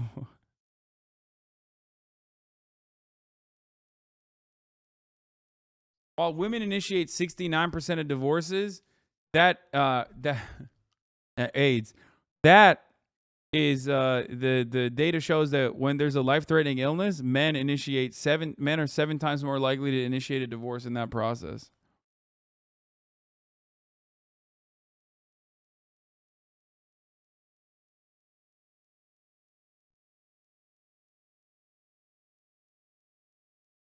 Women should be like, checkmate, bitch. You can't leave. Yeah. Yeah, you made vows, motherfucker. In sickness and in health.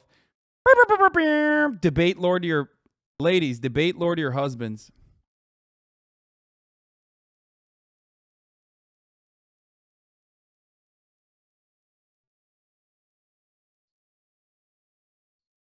Classic HasanAbi stream looking at divorce stats on a carbon offset video. Okay, shut up. Let's continue. Speaking again, I'm sure he desperately wanted to get up and walk out, but I guess Newt would never do that to Sean. He only does that to people with severe illnesses. But the point is, offsets allow businesses that can't immediately reduce their emissions to balance things out by buying emissions reductions somewhere else. And in some parts of the world, they're actually a way to meet regulatory requirements on emissions. Places like China, Korea, Australia, and California have set caps for how much companies can emit. And if you go above that cap, you might opt to buy an offset to get back below it.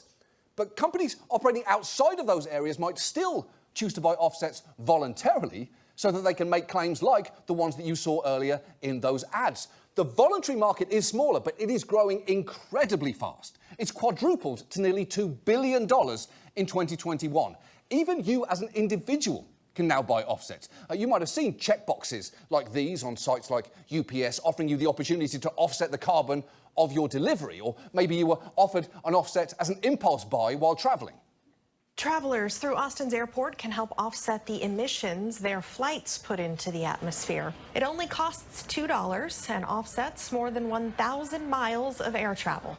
Now that price is obviously too low. It is pretty suspicious that you could walk into an airport and offset more than 1,000 miles of air travel for just $2, then head over to a Chibo Express where it costs at least 5 times that to buy a soggy chicken wrap that somehow looks, if I had to pick one descriptor, recently divorced. There are even boutique companies now popping up like YepYou, the world's first human breath carbon offset service, where you can, for $17 a year, offset your own breath. And if you just let out a huge exasperated sigh at hearing that, bad news, that'll cost you extra. YepYou also offers you the chance to offset your pets, ranging from 50 cents for a hamster to $6 for a cat, all the way to $10 to offset your pig, which again seems great, aside from the fact that $10 to offset your pig sounds like a Dutch sex act that was sent back and forth through Google Translate one too many times. For $10, Bazilius, he offset your pig so good, so strong, your eyes will pop and your brave testicles will switch. So are we doing this? Bazilius, offset that pig. And look, on some level, you probably know carbon offsets are bullshit, both because you're a reasonably intelligent person and because you know exactly what show you are watching right now. I don't open my beak to squawk out good news. This thing pops open for sad news and porridge, and I'm all out of porridge right now. But exactly how offsets are bullshit is really interesting, because it's easy to say that you are reducing carbon emissions, but it is much harder to prove it. And the truth is, there aren't many checks and balances in place to prevent abuse. And let's start with the fact that a key criterion for any offset project is what's called additionality. The idea is that an offset should provide an extra reduction of carbon that wouldn't have happened any other way. For instance, if you planted a tree that wouldn't otherwise have been planted, that is additional, as is saving a tree that would otherwise have been cut down. But there are many, many cases where the claim of additionality is shaky at best. Take JP Morgan, which announced that it had achieved carbon neutrality across its operations in 2020. One of the ways that it claimed to have eliminated its carbon footprint is by buying almost $1 million worth of offsets, claiming to protect an area in Pennsylvania called Hawk Mountain Sanctuary. But it turns out that the threats to the sanctuary were wildly overblown. This is the project's planning document submitted in 2018 to the American Carbon Registry, and this is the baseline the project's built upon. That if it weren't for intervention, the forest would be subject to aggressive clear-cutting and high grading. The problem was... Oh, damn. Okay, Wendover Productions. That's crazy that like they're using what. Okay. Hawk Mountain Preserve, as its name would suggest, was already a preserve. Since the 1930s, this area has been closely looked after, managed, and protected. The forest didn't need saving. It wasn't under threat. Yeah, of course it wasn't. And that probably should have been obvious from the fact that it was a preserve and not called the Hawk Mountain Chop Chop Zone and Tree Murder Playground. As a reporter from Bloomberg uncovered, that offset was sold to JP Morgan by the Nature Conservancy, which has been very active in selling carbon offset projects. They also sold 180,000 credits to Disney, which ostensibly went to protect this forest in rural Pennsylvania from what the Conservancy warned was a risk of significant commercial timber harvesting. But you should know, the Nature Conservancy itself had owned most of that land since 1999, and they are not, famously, in the commercial timber harvesting business. And you might think, well, I don't care, good for them. They're taking Disney's money and not having to give them anything in return. But they are giving them something, though. Namely, they're given the ability to make claims like Disney reduced over 4 million tons of carbon dioxide. This is why the carrot doesn't always work. Or usually just doesn't work.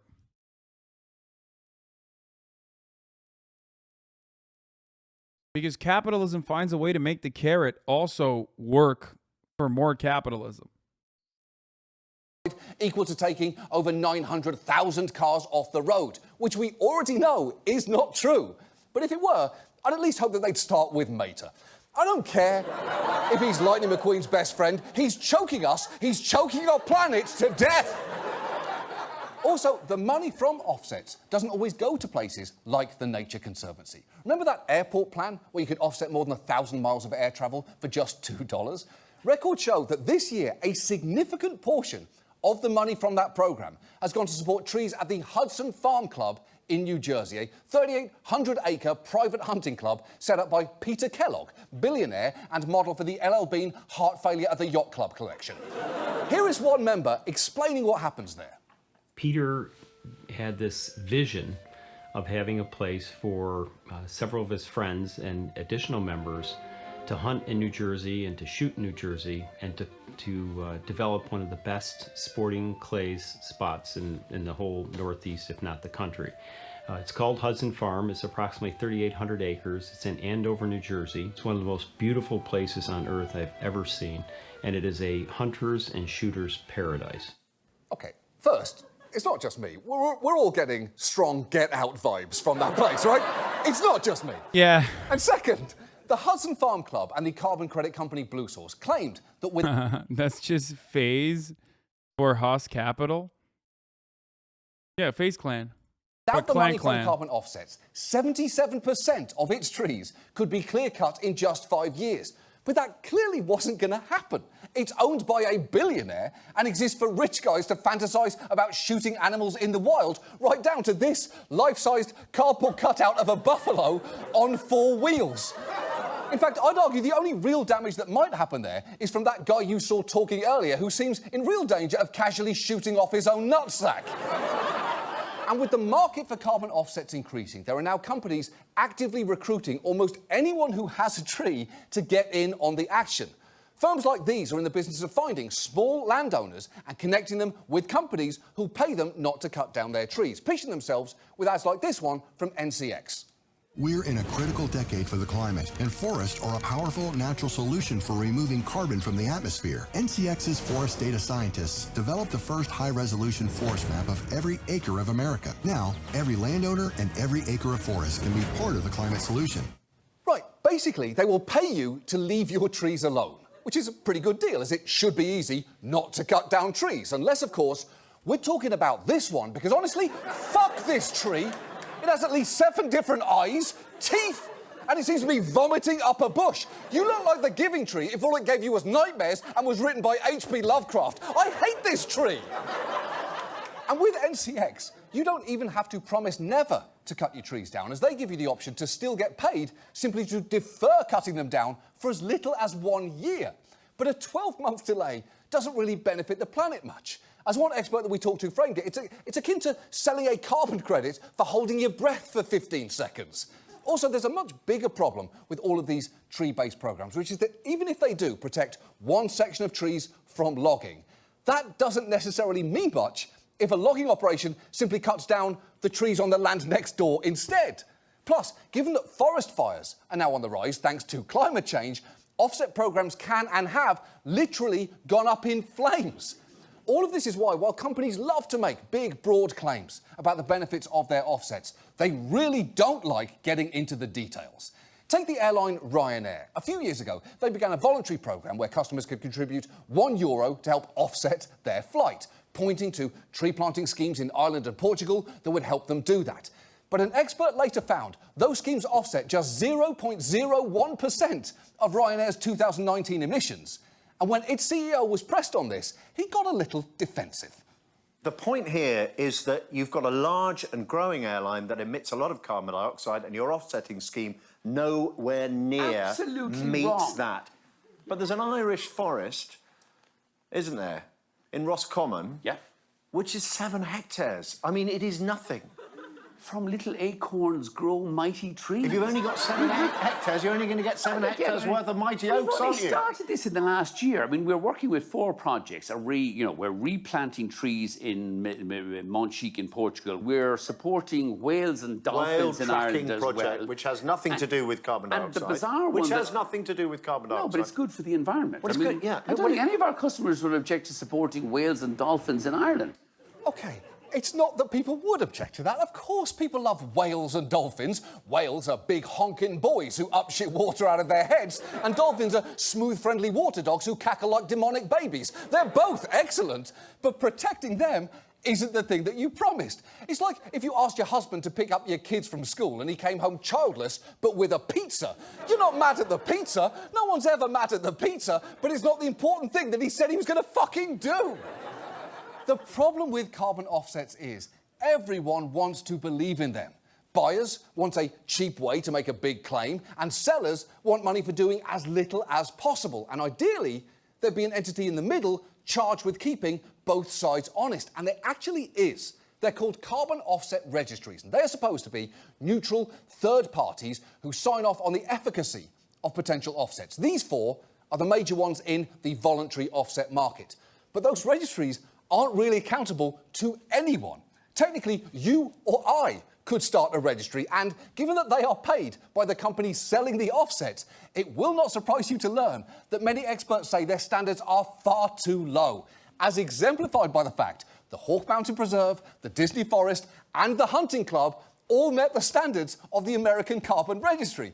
Basically, getting a sign-off from a carbon registry is like winning a Kids' Choice Award. It doesn't really mean much, but it will help you temporarily look a little bit greener. And look, the problem isn't those projects themselves. It is good to protect forests. But the issue is claiming that they cancel out carbon emissions, because truly offsetting carbon is technically possible. Theoretically, if a wind farm gets built to replace a fossil fuel plant that had 0 likelihood of getting built otherwise, that could be a genuine offset. But real-world examples of that are incredibly hard to find. One study of wind turbine projects in India, for instance, found that at least 52% of approved carbon offsets were for projects that would very likely have been built anyway, which causes real damage because polluters in countries that cap emissions bought those offsets. And when you buy an offset so you can pollute more, and that offset is bullshit, you're now actively making things worse. In fact, that study argues the sale of those offsets substantially increased global carbon dioxide emissions, which clearly is not very good. And there is one final way that carbon offsets can cause harm, because when that BP spokesperson with the goth balloons referred to building an offsetting project miles away, maybe on the other side of the world, it is worth remembering that people might be living there. A decade ago, the Swedish Energy Agency announced that it had bought carbon credits from a company called Green Resources, which said it had planted pine forests in Uganda that could offset carbon emissions elsewhere. The problem was, thousands of rural Ugandans were evicted by the Ugandan government to make room for the plantation, including this man, whose family once farmed a large plot of land there. When I was 7 years old, I started herding cattle. The other kids and I herded the livestock on our land. There were rocks, which were remnants from my great-great-grandfather's day. But uncle, do you have a possibility to just show us where your land was? No, that would be a problem. I can get in trouble if I show you the land. That's obviously awful. No one should ever be scared to show someone a piece of land, unless, of course, that fucking janky tree is on it. If there were any squirrels living in you, they have since died of embarrassment, and I hope that you know that. And the Swedish Energy Agency will point out that they've now backed away from that Ugandan project, but I will point out that they only did that after that news segment that you just saw embarrassed them on Swedish television, and they were completely fine with it until then. So it seems, at best, the benefits of carbon offsets are wildly overstated, while the harm they can do is very real. And while there are ongoing efforts to at least improve the standards of registries, the truth is, offsets aren't the answer here. Fundamentally, we cannot offset our way out of climate change. Even the current CEO of United Airlines knows this. He's one of the few heads of a fossil fuel-dependent company who's actually willing to acknowledge how inadequate offsets can be. The real challenge we have globally is that mankind produces 4,000 times as many emissions as we did in the pre-industrial era. And most of these carbon offset projects are about planting trees. There's not room on the planet to plant 4,000 times as many trees. It simply can't be the answer. And the problem with it is it's the easy solution. It's the solution that if you're sitting in the C-suite, you can write a check and check the box and have a marketing message that I've offset all my carbon, but you really haven't done anything. He's right. That airline CEO is right. Although it does speak to the seductive power of offsets that even his company can't seem to give them up. Because if you go to the United Airlines website right now, you will find a page where you can offset your flight in front of a picture of a fucking forest. So at least one of those people sitting in the C-suite, happily checking a box, is the ghost of Mark Zuckerberg future. But it is true that there literally isn't enough space for every company to plant trees and fulfill their own net zero pledge. By one estimate, there's only about 500 million hectares of land left that can be dedicated to new forest for carbon capture. And Shell alone has proposed planting a tenth of that amount. The bottom line is, we have an offset system that places profits over science, and the rules regulating it are just far too lax. And the reason I know that is, remember when I said 5 minutes ago that I could set up a carbon registry? You already knew where this was heading, right? You knew if they had a loophole where I could set up a registry, establish whatever standards I wanted, and start listing projects, that I was going right through that fucking loophole, right? You knew that was going to happen. Well, I'm glad to say that you were correct. We set up Oliver's Offsets Carbon Registry, and I'm thrilled to announce an exciting... One of the things that they, someone in the chat was saying is that, like, wealthy people do this in Montana where they buy up fucking large plots of land in an effort to make it uninhabitable, or rather, sorry, in an effort to control, to some degree, real estate markets, while also simultaneously, like, which drives up the prices of the already existing homes in that state, and they get a nice little tax benefit out of it as well. Unsettlable, yes.